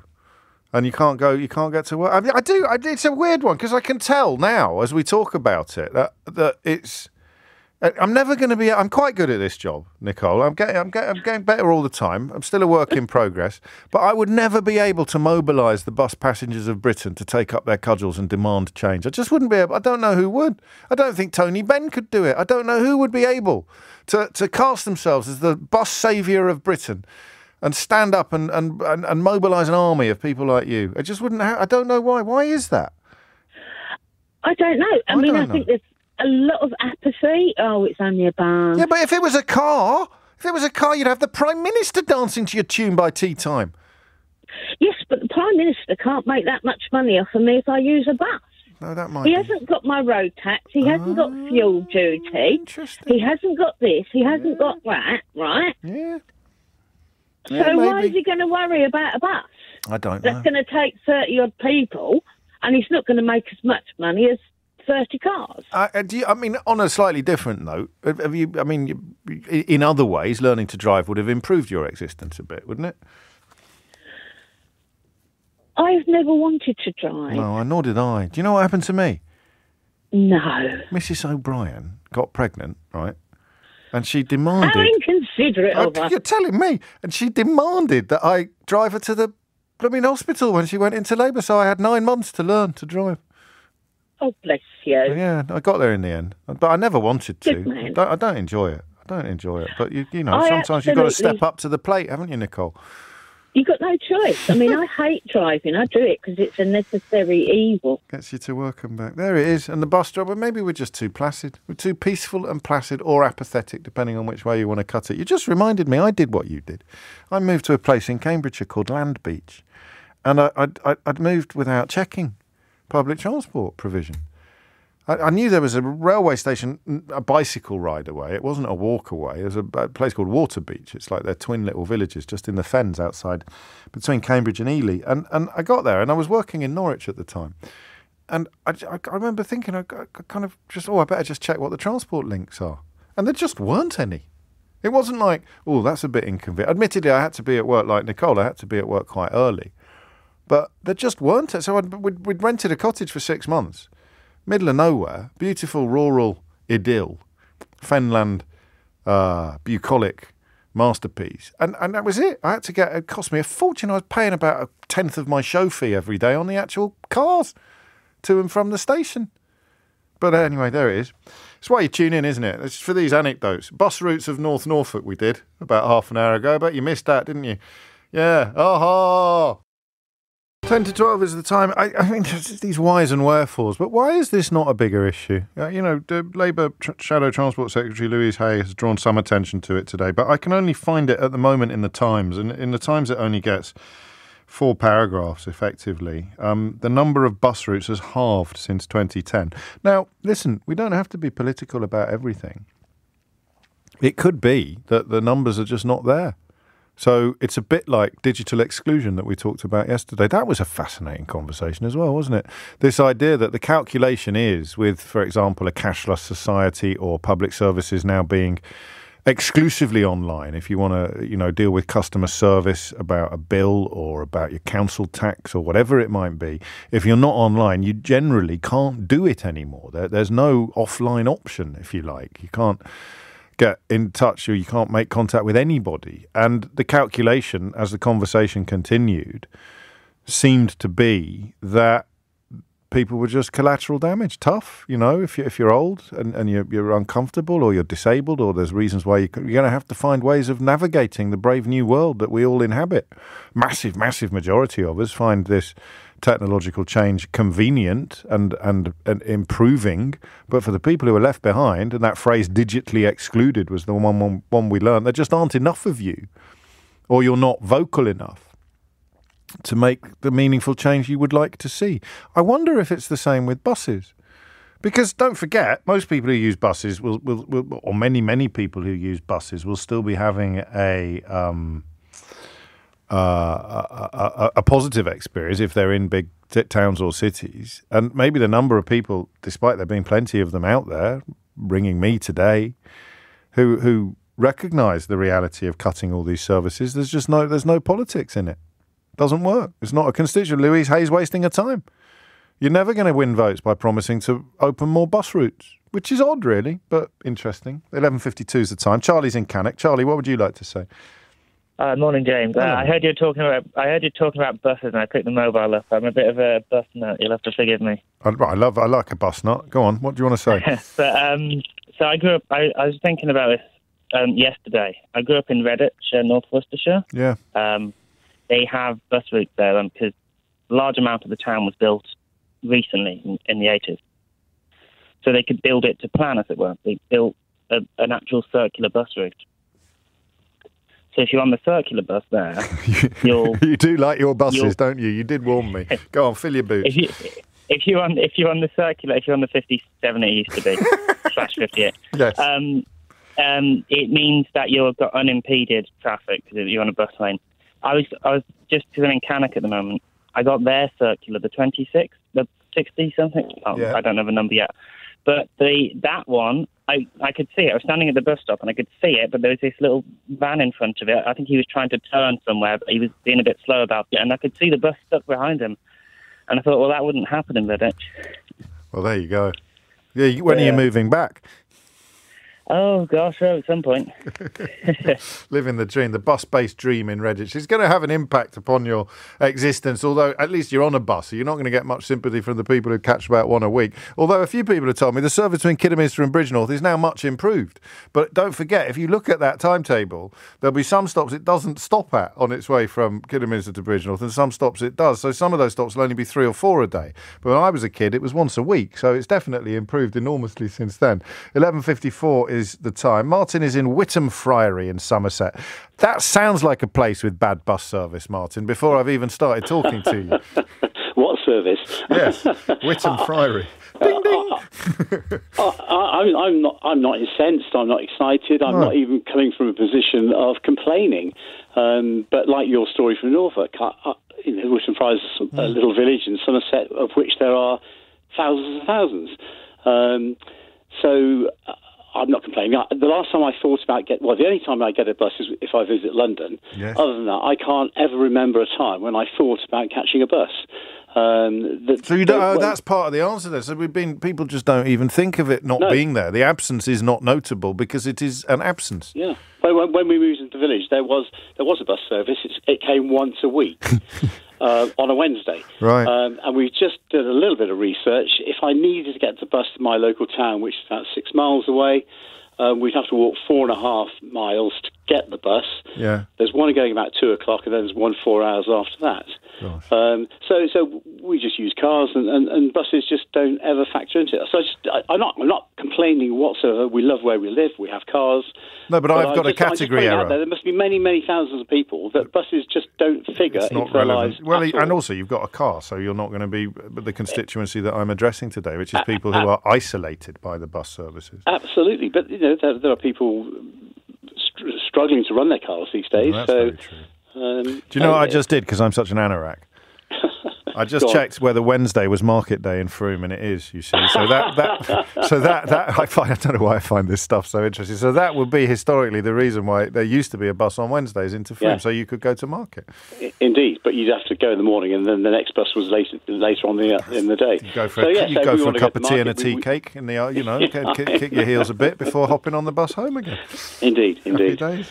So I'm not complaining, but just pointing out there that I just think there are many, many thousands of people that buses simply don't figure in their lives. And there's nowhere near enough people for it to be a live political issue because, whether you like it or not, the world has turned and the days of people only being able to get to market on the bus on a Wednesday are behind us. And people who are still isolated, whether it's our friend in Sheffield for medical reasons or Nicole in the capital of Kent, Maidstone, having to learn to drive. She just learnt to drive. Yeah, she didn't sit there waiting for politicians to come to her rescue. So it's possibly not the live issue that I sort of somewhat fondly imagined that it should be. Matt's in Bristol. Matt, what would you like to say?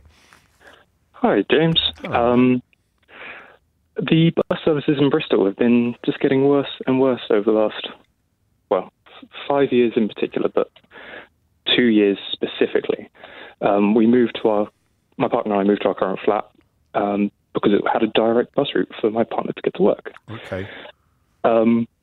Within 6 months, they had changed the route so that it took an extra 20 minutes.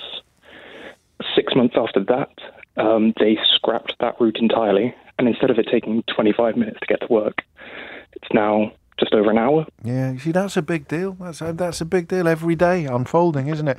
You can answer this question for me then. Why? I mean, I took on board Martin, the last caller. I took on board his point, and but the number of people affected is relatively tiny. But you couldn't really have been affected more. You moved into the place as a consequence of the transport provision outside, and then they took it away. Why is it not a more live issue? Why is it something that people don't get up in arms about in the way that they do about having to take a 90-second detour on the school run because there's a low traffic network being introduced or a big plant pot stuck at the bottom of a road they don't live on? People around here did especially with this. It's got a long history of public protest on the buses, Bristol, hasn't it? There's that magnificent story about segregation. It's the history of our city. And yet they're still doing this. Yeah, and there are entire neighbourhoods that just don't have any bus services anymore. And that's it. That's what they do. They just create a new reality, which is considerably worse than the old reality, and then they sit tight counting the money until no one can remember the old reality, and everyone just puts up with the new reality. Thank you, Matt. This text sums up what I just said. It's from Joe. Good morning. Privatisation in 1987 killed the bus services. Public-owned companies were sold off. The garages were sold for profit. Wages were cut. That's Tory progress for you, which leads us once again to this conclusion that perhaps that great programme of privatisation in the 1980s that made some people quite wealthy and kept Margaret Thatcher in power for at least one more election may not have been the unalloyed good that it was presented to us as by newspapers owned by, well, the same people that own newspapers today. Rupert Murdoch, the Northcliffes, the rest of them, I don't know. The Beaverbrooks were probably still around, were they, in the 80s? It's so hard to remember. But it's almost as if the policies that benefited very, very wealthy people were sold to the people that wouldn't be benefited at all by the very, very wealthy people. Almost as if it's like that. That's it from me for another day. What do you want to do next? No, it's not for another day. It's for another hour, I mean. What do you want to do next? What do you want to do next? I mean, William Hague has written a really interesting article about smartphones, which are also sort of, I guess you could file it under the Hardy perennial. But there's a conversation about football chants that I find fascinating. I think we'll probably do that. The question is, and this is important, it's actually a freedom of speech issue, in a sense. The question is, and I might change my mind about this during the news when I actually start thinking about the reality of having a conversation about things you can't say in football grounds live on national radio, but do you reckon they can ban the really unpleasant football chants or not? It is 4 minutes after 12. You're listening to James O'Brien on LBC. I can't see the way through the football chant story, because in order to discuss these disaster chants that rival footballer supporters, particularly it would be Manchester United and Liverpool most obviously, tragedy-related abuse. I don't see how we have the conversation without going into some detail about what the abuse is, and I don't think that would be appropriate on the radio. But I reserve the right to change my mind about that. But the more I read into this article by William Hague in The Times, the more interested I am. So there is a psychologist, a social psychologist and author called Jonathan Haidt. I don't know if you've come across him, Haidt. Now, just because he's got an ology, as the great Maureen Lipman's character in those old British Telecom adverts would have said, just because he's got an ology, he's a big shotologist, doesn't mean he's necessarily right. But I quite enjoy William Hague's column in The Times. You're never going to pit a columnist that you agree with all the time, and someone that you think is brilliant one day can be absolutely repellent the next. I thought Matthew Parris's stuff this weekend about people who don't work because they're poorly was very, very close to the bone, and I often love his stuff. But William Hague is an interesting. Do you want to know a bit of trivia that I unearthed while I was researching my new book? When David Cameron was trying to get a job after leaving Oxford, couldn't get arrested. One of the people that turned him down was the consultancy firm McKinsey. Do you know who interviewed him? William Hague. It's a funny old world, isn't it? Anyway, it's packed with little nuggets of trivia like that, my new book that you can pre-order. Anyway, I digress. Here's what Jonathan Haidt says about smartphones. So normally, let's get my ducks in a row first. To William Hague says, no, Jonathan Haidt is quoted in William Hague's article. It's almost like I know what I'm doing. The two things that I want to put in front of you early doors here are, I'm not a big fan of moral panics, right? It turned out that video didn't kill the radio star. You know that because I'm still here. So the idea that some new technology, whether it's video games or horror films, the sort of Mary Whitehouse, if you're of a certain age, approach to culture. Oh, we should be terrified of this, we should be terrified of that. I don't buy that. Something new comes along, everyone has kittens, 5 years later everything's back to normal and the world hasn't changed at all. But it won't always be true. And I think in the past I have probably put through smartphones on that ticket. You know, I mean, I was a bit of an, what's the word I can use politely? I was a bit of an idiot when I was younger, before my children reached a certain age, and I was adamant that they'd never have tablets in the car. And I mean, think about that. The arrogance you need when you haven't got children to drive up the motorway and see someone else's children watching telly in the car, and you think to yourself, oh, we'll never do that. Why would you think that? Why would you think, oh, we'll never... What else are you going to do? I mean, crikey. You don't... Every 10 seconds, are we nearly there yet? Are we there yet? You don't... I mean, it's quite odd, isn't it? But I was very bad at that kind of thing. I was, my children won't have a phone. And then people would ring me up and say, well, I got my child a phone because they might get kidnapped. And I'd say quite patronisingly, well, look, to be honest, I'm not a kidnapper. But if I was, I don't think I'd be letting your child phone you to tell you where they were. And then the new technology arrived with tracking. And I said, well, you know, God forbid something should happen to our children. I'm pretty sure that someone who's gone to the trouble of abducting them is probably going to sling the phone in the nearest hedge at the first opportunity, which renders it absolutely useless to you in the hope of tracking them or finding out where they are. So I was a bit of a wazzock. All right, I was a bit of a wazzock. I was quite judgmental, and I was quite condescending. And then, of course, reality intervenes, and you realise that there's a million different reasons why you would want your child to have a phone, or why you would want them to be able to distract themselves on a long journey by watching Peppa Pig cartoons in the back of the car. But I think I filed smartphones under Video Killed the Radio Star, which was, yes. You sound like a blacksmith when the car was invented. It's just progress, and the world changes and the world turns. And then I read this quote from Jonathan Haidt in William Hague's article in the Times today. And he campaigns on this issue as well as researching and writing about it. He writes this. Listen to this. This is really important. Transition from a play-based childhood. I'm also, actually, quite dismissive of claims that things are really, really different for children today compared to what they were like for us. I enjoy those Facebook posts about riding your grifter and drinking water out of the garden hose and what's wrong with children today and all that sort of thing. But I push back against moral panics, and I push back against sort of the good old days. There's a great line in Thucydides, who was writing, I think, about 500 years before Jesus was born, about how the youth of today are a disgrace and they don't respect their elders. And I always thought that was a really powerful example of how daft it is to sit here in 2023 or 2013 and go, oh, God, the youth of today. But, you know, a stop clock is right twice a day, isn't it? So back to this Jonathan Haidt guy. The transition from a play-based childhood, yeah?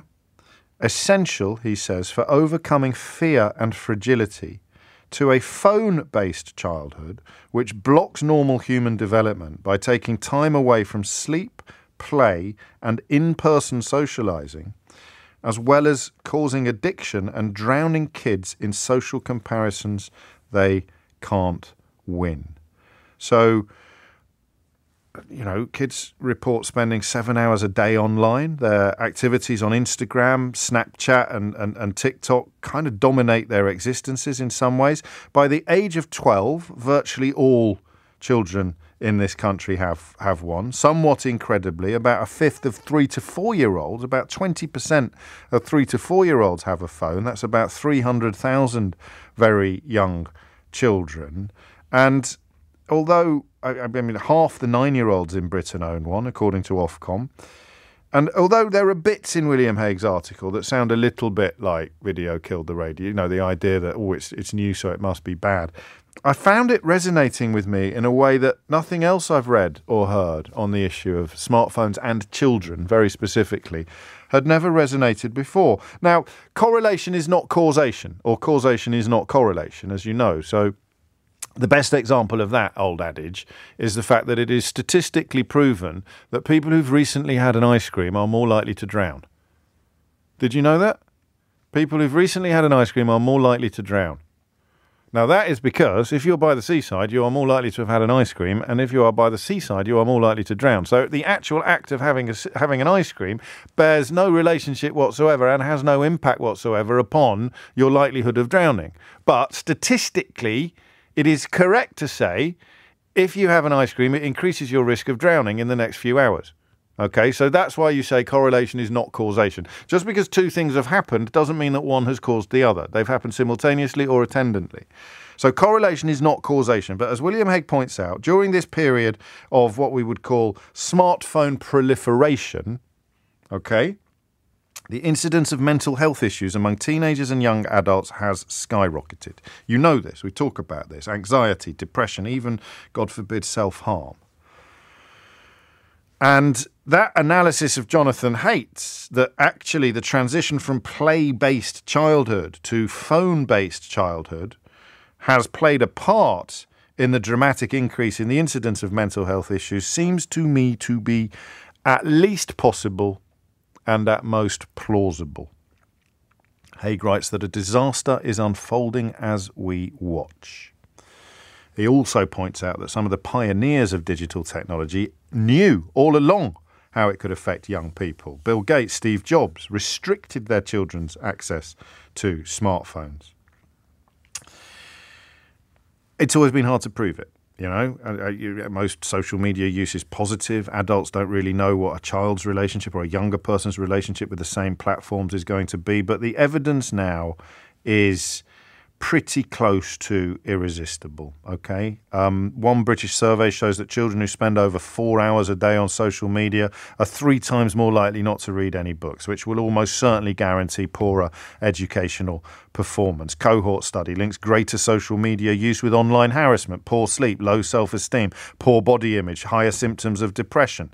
In America, in March, figures showed 30% of teen girls considering suicide in 2021, up from 19% a decade earlier. Now, I stress again, I normally push back against both moral panics and claims that this generation, this latest generation of children, are different, better, worse than previous generations. But this is becoming an irresistible avalanche of evidence. Senior consultant paediatrician wrote to William Haig recently about a huge increase in teenage patients presenting with headaches, mood changes and difficulty in concentrating or sleeping.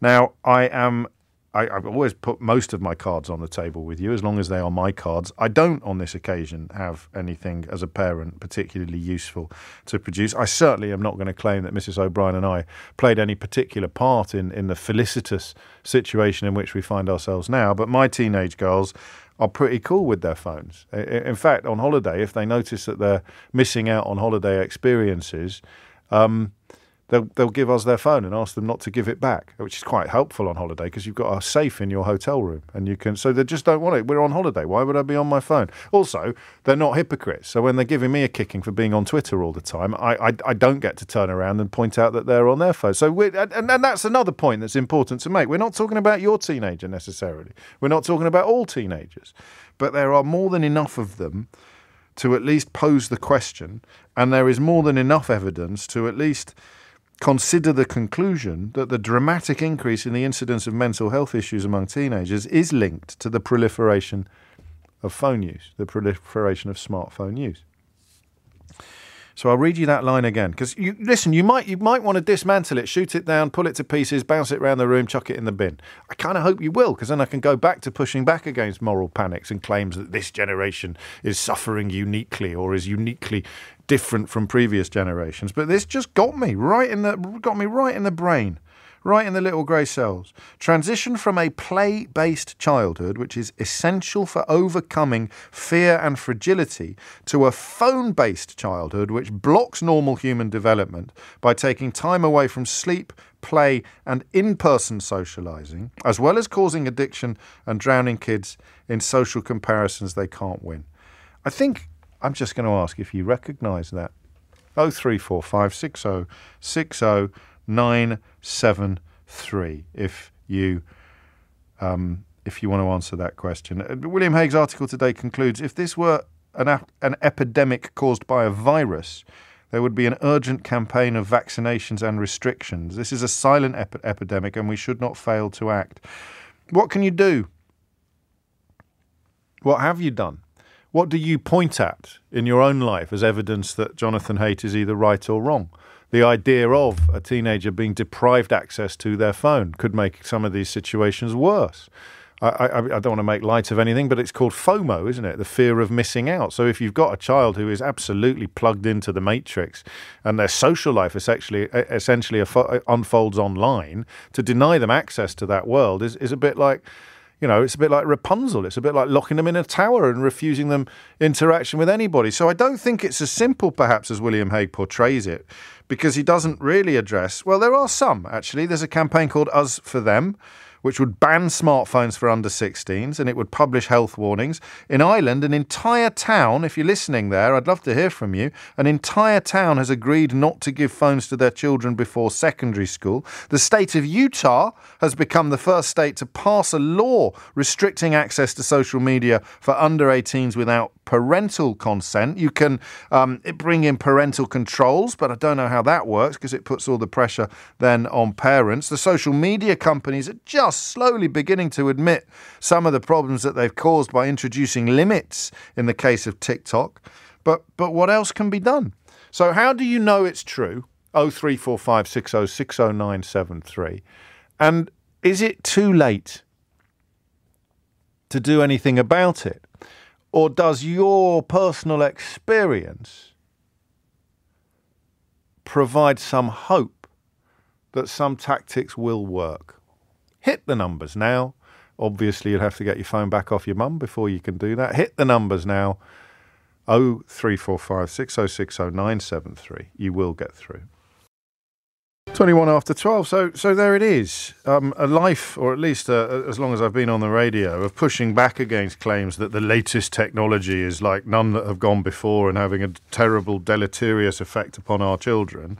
And similarly, a refusal to believe that there's anything unique about the latest generations compared to previous ones are possibly in retreat when it comes to smartphones, for reasons that I've explained, but which are best, I think, distilled in this line from an American psychologist. Transition from a play-based childhood, essential for overcoming fear and fragility, to a phone-based childhood, which blocks normal human development by taking time away from sleep, play and in-person socialising, as well as causing addiction and drowning kids in social comparisons they can't win. Tell me what you know. Liz is in Benfleet. Liz, what would you like to say? Oh, so much. Well, take your time.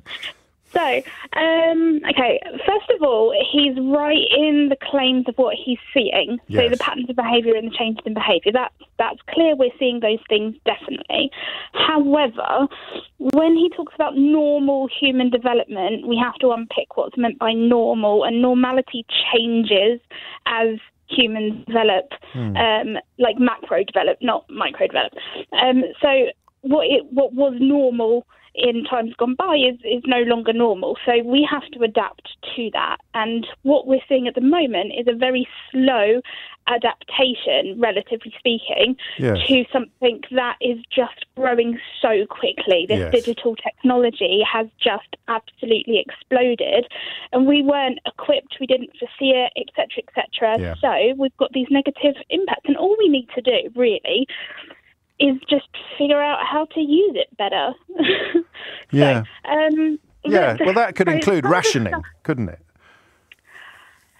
Or not? I mean, if you want to term it like that, yeah, I guess so. Well, it's not a helpful language. What's your perspective on this, Liz? What's your sort of? So I'm a psychology teacher in a secondary school. I use mobile phones on a regular basis in my classroom to help with students' learning, and it is genuinely really helpful. Yes. But they're not sitting there checking Facebook. They are engaging in learning how to use their phones for research purposes or communication purposes. Great point. Well, they are when they're in your classroom, but they're not when they're out of it, are they? So they could be suffering from all of these things in their... Yeah, so we need to teach children how to use and how to understand the technology that they've got. So this social media stuff with the suicide and the poor mental health, the very, very easy to understand research was done whereby you just look at the content of what's being posted. Yes. And when people post stuff, it tends to be their extremes. We've got our human biases, confirmation bias and peak end rule, where you tend to just remember the things that stand out as the highlights. So it's a highlight reel of someone's life. But when you see the highlight reel of one person's life side by side with the highlights reel of the other 500, 600, 700 friends that you've got on Facebook, what you're met with is that person's on holiday, that person's enjoying a lovely meal, that person's out for drinks, and I'm just sat here at home on my own. Have you studied this, or is this all on sort of you have as part of your psychology training? Yeah. Yeah, because what you just said was like a penny dropping for me, because you hear a lot about that. That's what Jonathan Haidt describes as social comparisons they can't win. Yeah, but you shouldn't compare yourself sitting at home on the sofa in your pants with your mate who's in Monte Carlo. Then you're going to feel awful. But he's not in Monte Carlo 365 days a year. And when you're in Monte Carlo, he might be sitting on his sofa at home in his pants. In his pants, right, exactly. I never thought of it like that. But we just need to teach the kids and other adults as well. For sure. That is what you are reading. We need to teach the comprehension, just as we teach comprehensions of literacy textbooks and not textbooks, but literary work. Yes. We need to teach comprehension of social media. We need to get people because to it has gone. understand It's come what out they're of the reading and traps. why. It's come out of the blocks at 1,000,000 miles an hour, while everybody else was still using the equivalent of a brick, a Nokia brick. Yeah. Or playing and we Snake. Can teach it and prepare people. Me too. We couldn't teach it and prepare people because we didn't know because we hadn't know what we were doing. So yet. it is both a genuine issue, but also another example of there being nothing new under the sun. It's just a different. Do you see what I mean? It is a case of addressing change. With change, and addressing change with change. Down the fact, I know you don't, and you're not. There are people who have genuinely lost their lives over this, and it is appalling, and it is horrible beyond what, like, I can't even imagine. Of course. But unfortunately, it's a necessity to see the downsides of it for us to understand what they are and overcome them. We can't do something about something until we know what it is.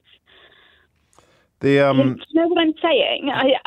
No, I know you're making perfect sense. Actually, but it's a perfect start. And people have just sent me a couple of links. It's not just Bill Gates and Steve Jobs, but there's one article about Silicon Valley billionaires, and in fact a school in San Francisco where an awful lot of them send their children, really being ahead of the curve on this one. The CEO of Apple, we know at some point they will need to get their own phones, but we are prolonging it as long as possible. He's the boss of Apple. The tech companies do know that the sooner you get kids, adolescents or teenagers used to your platform, the easier it is to become a lifelong habit. Steve Jobs said something similar. Melinda Gates had said something. The school that they send their children to it has all sorts of rules about laptops and phones and tablets. So as we understand more, so we will introduce, like we do with everything else. Like, you know, some kids I grew up with weren't allowed to watch ITV. All of us had a bedtime. We weren't allowed to watch The Incredible Hulk or something like that. Are you a mum, Liz? I hope you don't mind me asking. Yeah, I'm a stepmum. So okay. My child has got 3 mums and 1 dad.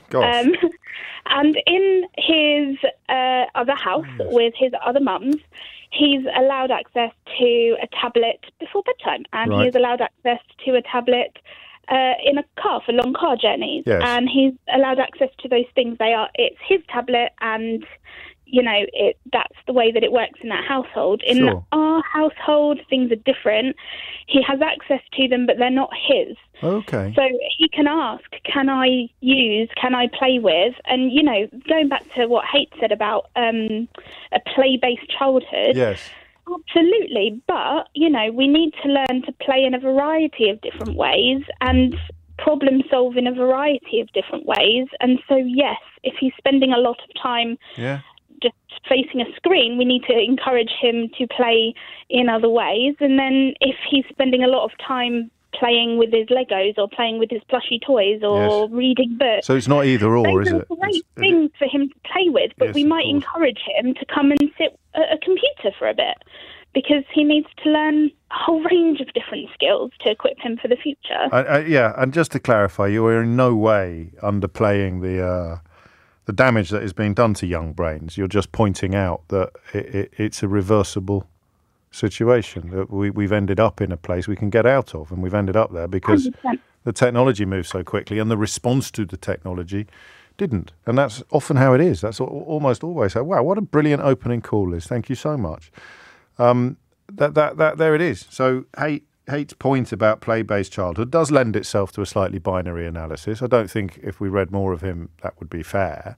I'm sure he recognises the phone is going to have a role. But this article from a blog called Daddy's Digest, very, very well researched, looking at the children of tech billionaires or big shots in Silicon Valley. Are really, I mean, there's an astonishing array of testimony here from Facebook, Google, all sorts of people talking about what their children's relationship with this technology would be. Technology, of course, upon which they have built their own fortunes. Here's a former editor of Wired magazine, saying that on the scale between candy and crack cocaine, it's closer to crack cocaine. We thought we could control it, and this is beyond our power to control. This is going straight to the pleasure centers of the developing brain. This is beyond our capacity as regular parents to understand. I didn't know what we were doing to their brains until I started to observe the symptoms and the consequences. This is scar issue talking. We've made every mistake in the book, and I think we got it wrong with some of my kids. We glimpsed into the chasm of addiction, and there were some lost years, which we feel bad about. And actually, I wonder whether part of the problem here is the passivity of the interaction.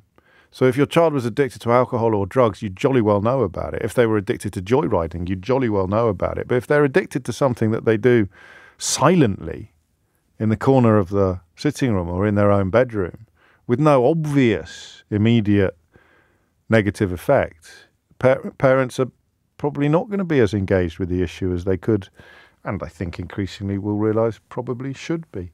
Thank you, Liz. It's 12:31 and Amelia Cox is here now with your headline. 12:34 is the time. Stop smartphones stealing kids' childhoods. I think there is a widespread acceptance that the situation is pretty dire, although of course it isn't going to apply to everybody. The question of how you go about doing it remains very, very much alive. And for me at least, and I'll retweet the article, for me at least, the approach taken by what we could loosely describe as Silicon Valley billionaires to so-called screen time is absolutely fascinating and pertinent, relevant. I mean, if you're not going to pay attention to what they do, the people who created the technology and profit from it, then you're probably on a hiding to nothing. 12:35 is the time. Paul's in Haywards Heath. Paul, what would you like to say?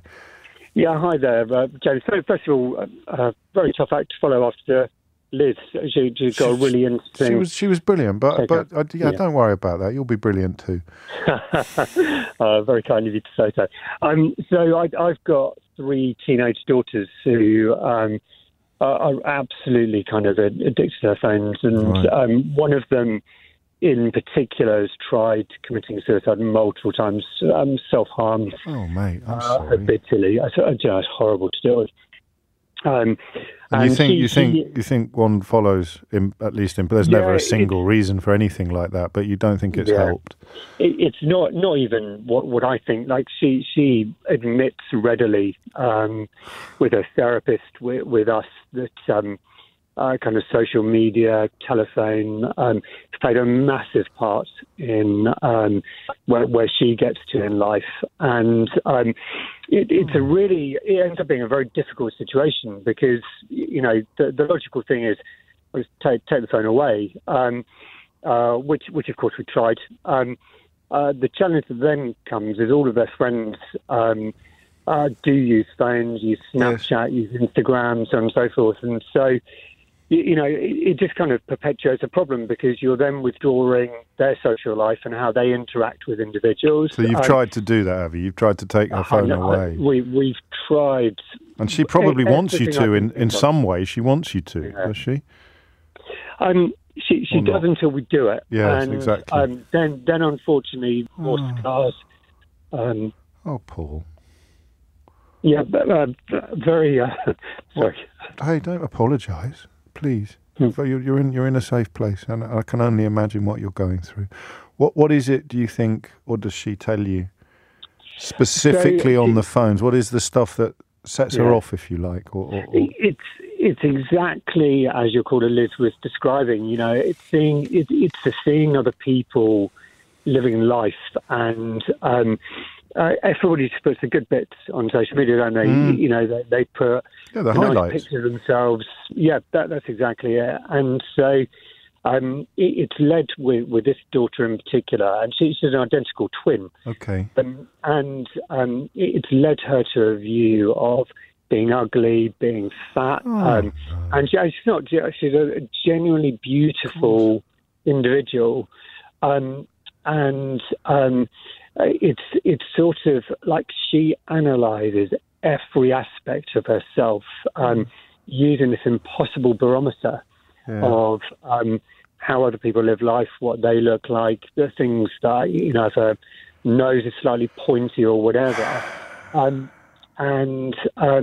It's I don't have an answer to it. I really don't. Of course you don't, because it's not really rational in the simplest sense of the word. Does her therapist specifically accommodate the social media element of her life? She does. Is it an area of specialism, as it were?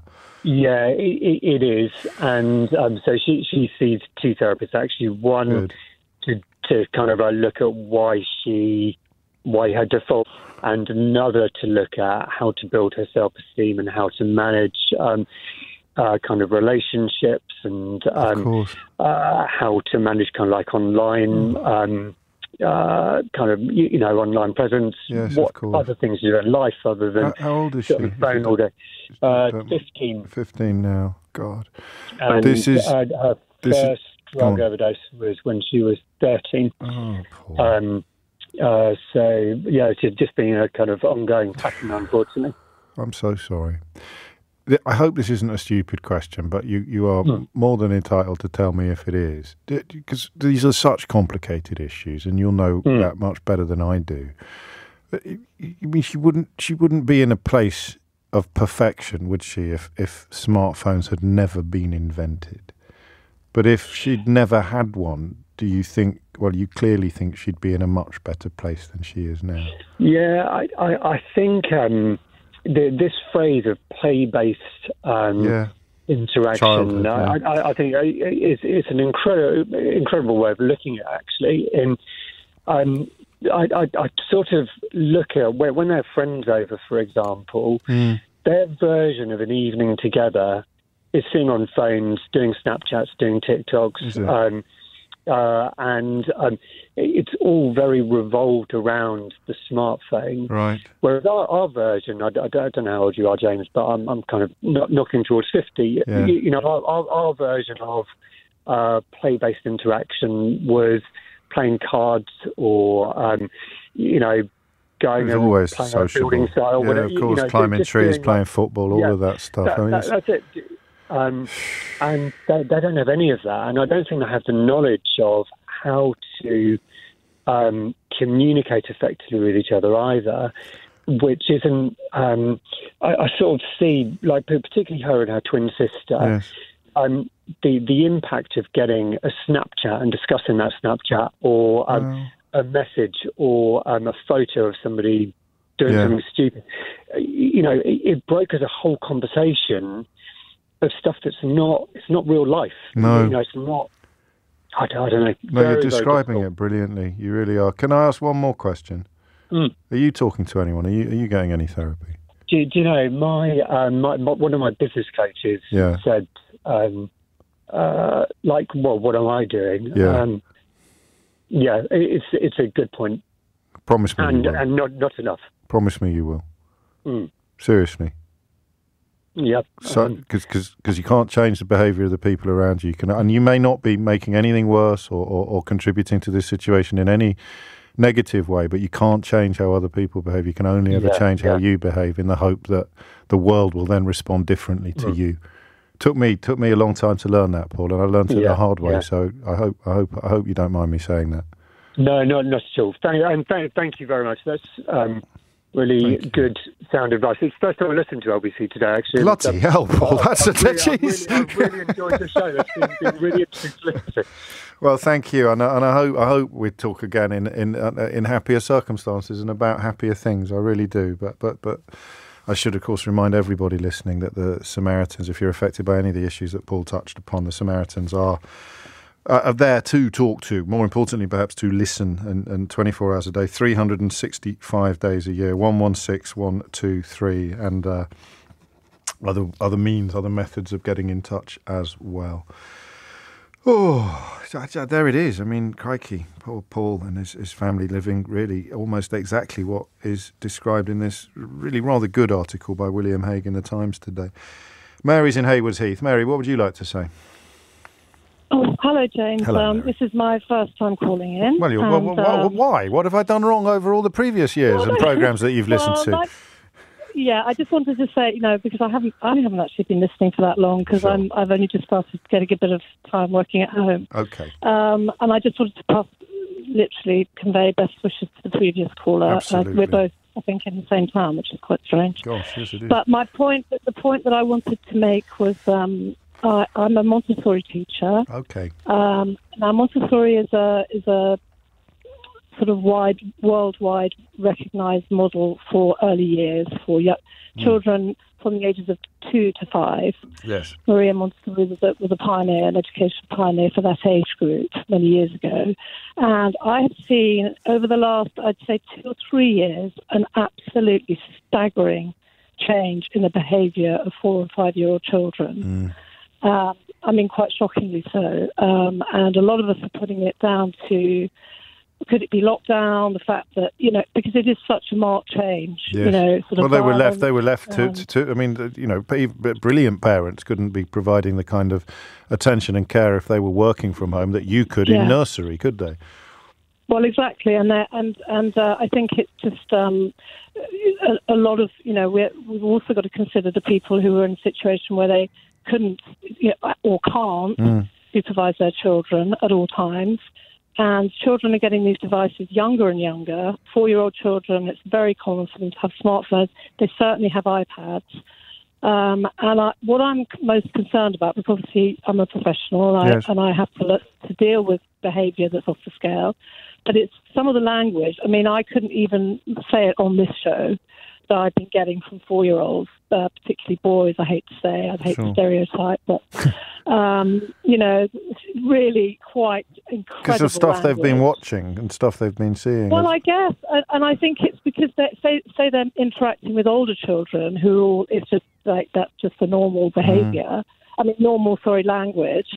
But a 4-year-old cannot filter, does not know that the F word, I'm allowed to say that, I'm guessing, and the Deputy Chairman of the Conservative Party wouldn't even have censored himself, to be honest with you, Mary. so don't worry about that.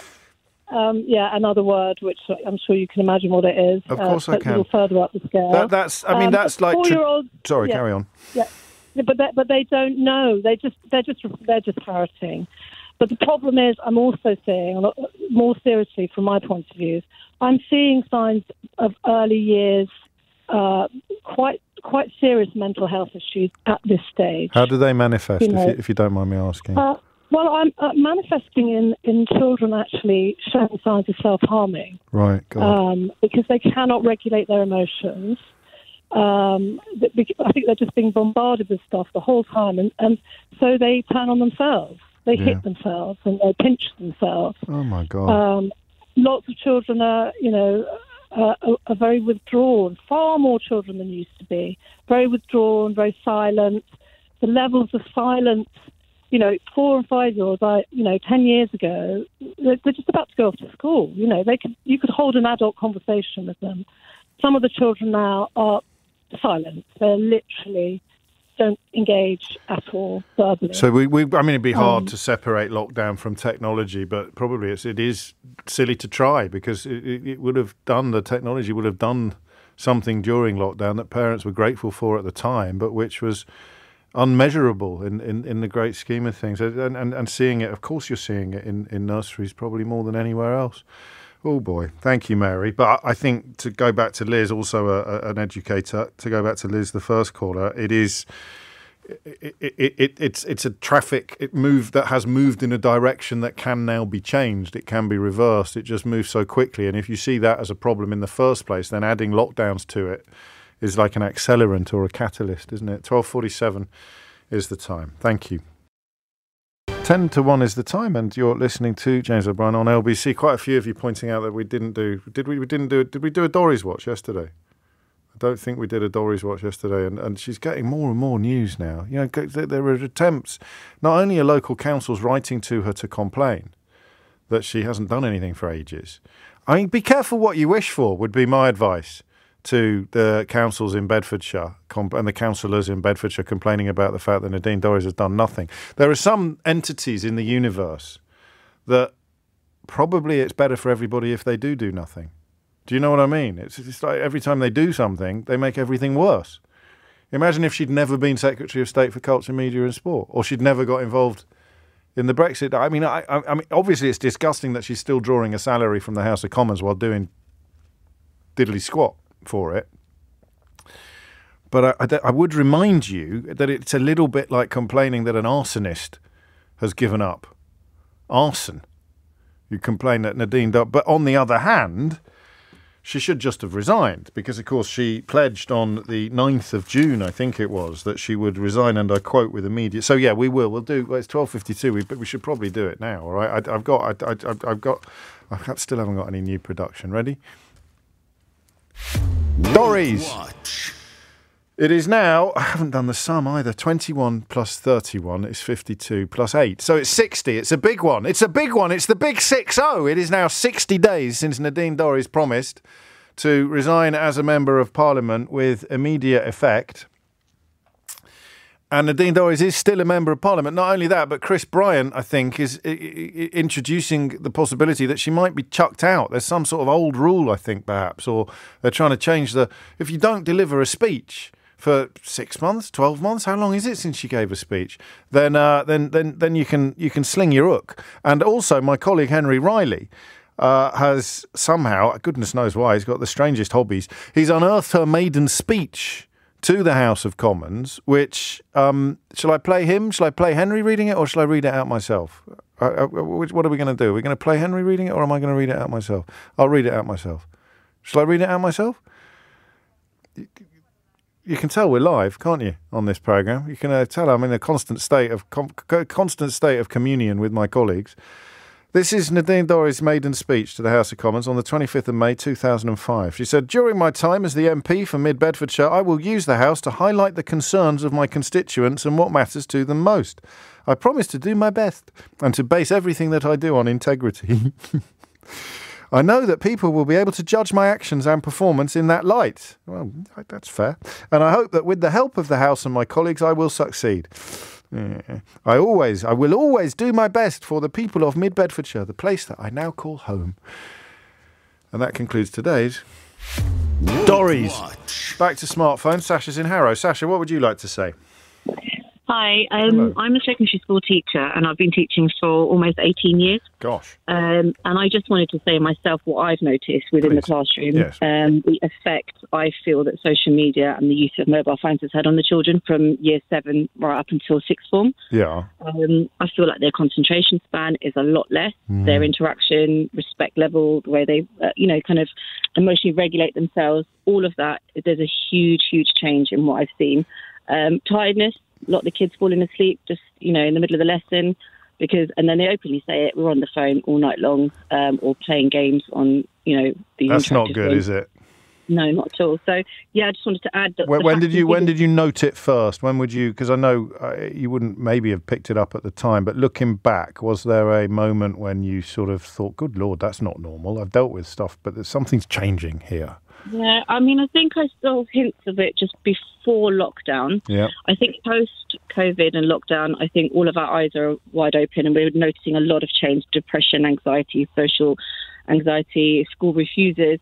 So we're now more alert as teachers, I think, and more educated as well. So I think I've seen a huge change now. But if I look back and I think I could see the signs before, but they weren't that obvious. Have you got children of your own?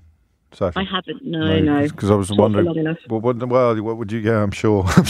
But because some kids will be fine. It's not as if every child in your class. So I wonder how much. I don't want to give parents a kicking, but I wonder how much of this is on parents. How much of it is dumb luck. How much of it is specific to that child? Because you can put two stimuli in front of two different children and get two completely different responses, can't you? Well, exactly. You've got siblings in the school, and you can see one's affected more than the other, exactly. As well as teaching. I'm a mental health lead of the school, so I see a lot of these cases. Right. And I just feel like it's really essential to educate the parents. I mean, all the facts and figures that you gave is what drew me into calling in. Because I'm sure. they could be repeated to parents, to the children themselves as well. Like, this is not what we're telling you as teachers, because they tend to just think, oh, here she goes again. If you give them the facts, you give them the figures, it's there in black and white, educate the parents, limited time use. I mean, I do agree, FOMO kicks in if kids get their phone taken away, but if everyone's kind of on the same page, well, it's almost worth parents sitting down with each other, which is something that the school could help facilitate. Well, I speak as if you weren't already overworked, under-resourced and being treated appallingly by the current government, but hey-ho, it won't always be like that. I think entry level, no phones after bedtime, I think. You'd be surprised as teachers, we do want to spend time with parents. There's a massive disconnect. You don't, 5 minutes on parents' evening is not enough. Of course. When I've suggested coffee mornings with parents, a lot of the teachers are up for it. They'll take that half an hour in the morning or half an hour after school. Yeah, because it makes a huge difference when the children know that there's a connection between the two. Yeah, of course it does. Of course, I mean, in all sorts of ways. Thank you. You sound like a brilliant teacher. Thank you, Sasha. It's an interesting one, this, isn't it? And it's very much a work in progress. It's an unformed, so it's not a hardy perennial topic, as I sometimes rather foolishly say. It's very much one that's developing under our noses and before our very eyes. Helen's in Tottenham. I've only got a minute. Can you do it in a minute? Yep, I'll try to. Carry on. I totally agree with the last teacher. I've been mentoring a child who's 11. She was a school refuser. Okay. She's got the most amazing general knowledge. And I say, how do you know that? And she gets it from TikTok. Yes. Everything she does is on TikTok. Crikey. And I am totally amazed because she doesn't pick up a book. She doesn't read the news. She doesn't watch the news. She doesn't listen to the news. It's all from TikTok. So one side is brilliant because she's got all that information. But the other side is she has got a few conspiracy theories. So obviously that's like coming what? in. What's the biggest? From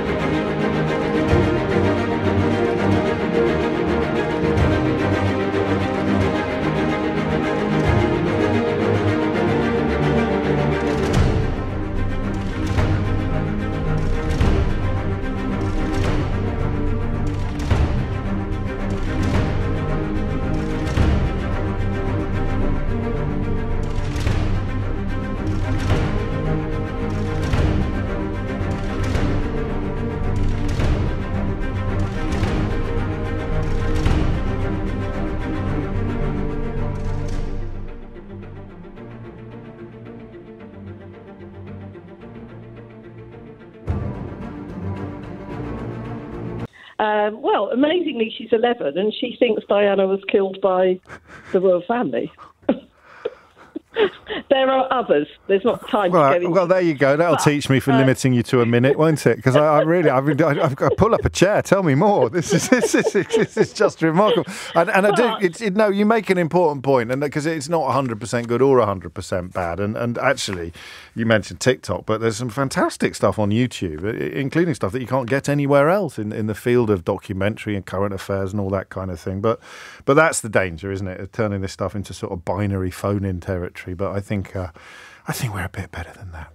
Thank you, Helen. Good luck with the mentoring. If you missed any of today's show, you can listen back on Catch Up on Global Player, where you can rewind live radio and, of course, enjoy the whole show podcast. You'll also find all of our shows there, all of LBC's shows, as well as the best video clips from LBC and other global stations. Rewind live radio on Global Player. Download it for free from your app store or head to globalplayer.com. Ben Kentish is in for Tom again at 4. And now it's time for Sheila Fogarty. Now it's time for Sheila Fogarty. Now it's time for Sheila Fogarty. Now it's time for Sheila Fogarty. Now it's time for Sheila Fogarty. Now it's time for Sheila Fogarty. Now it's time for Sheila Fogarty. Now it's time for Sheila Fogarty. Now it's time for Sheila Fogarty. Now it's time for Sheila Fogarty. Now it's time for Sheila Fogarty. Now it's time for Sheila Fogarty. Now it's time for Sheila Fogarty. Now it's time for Sheila Fogarty.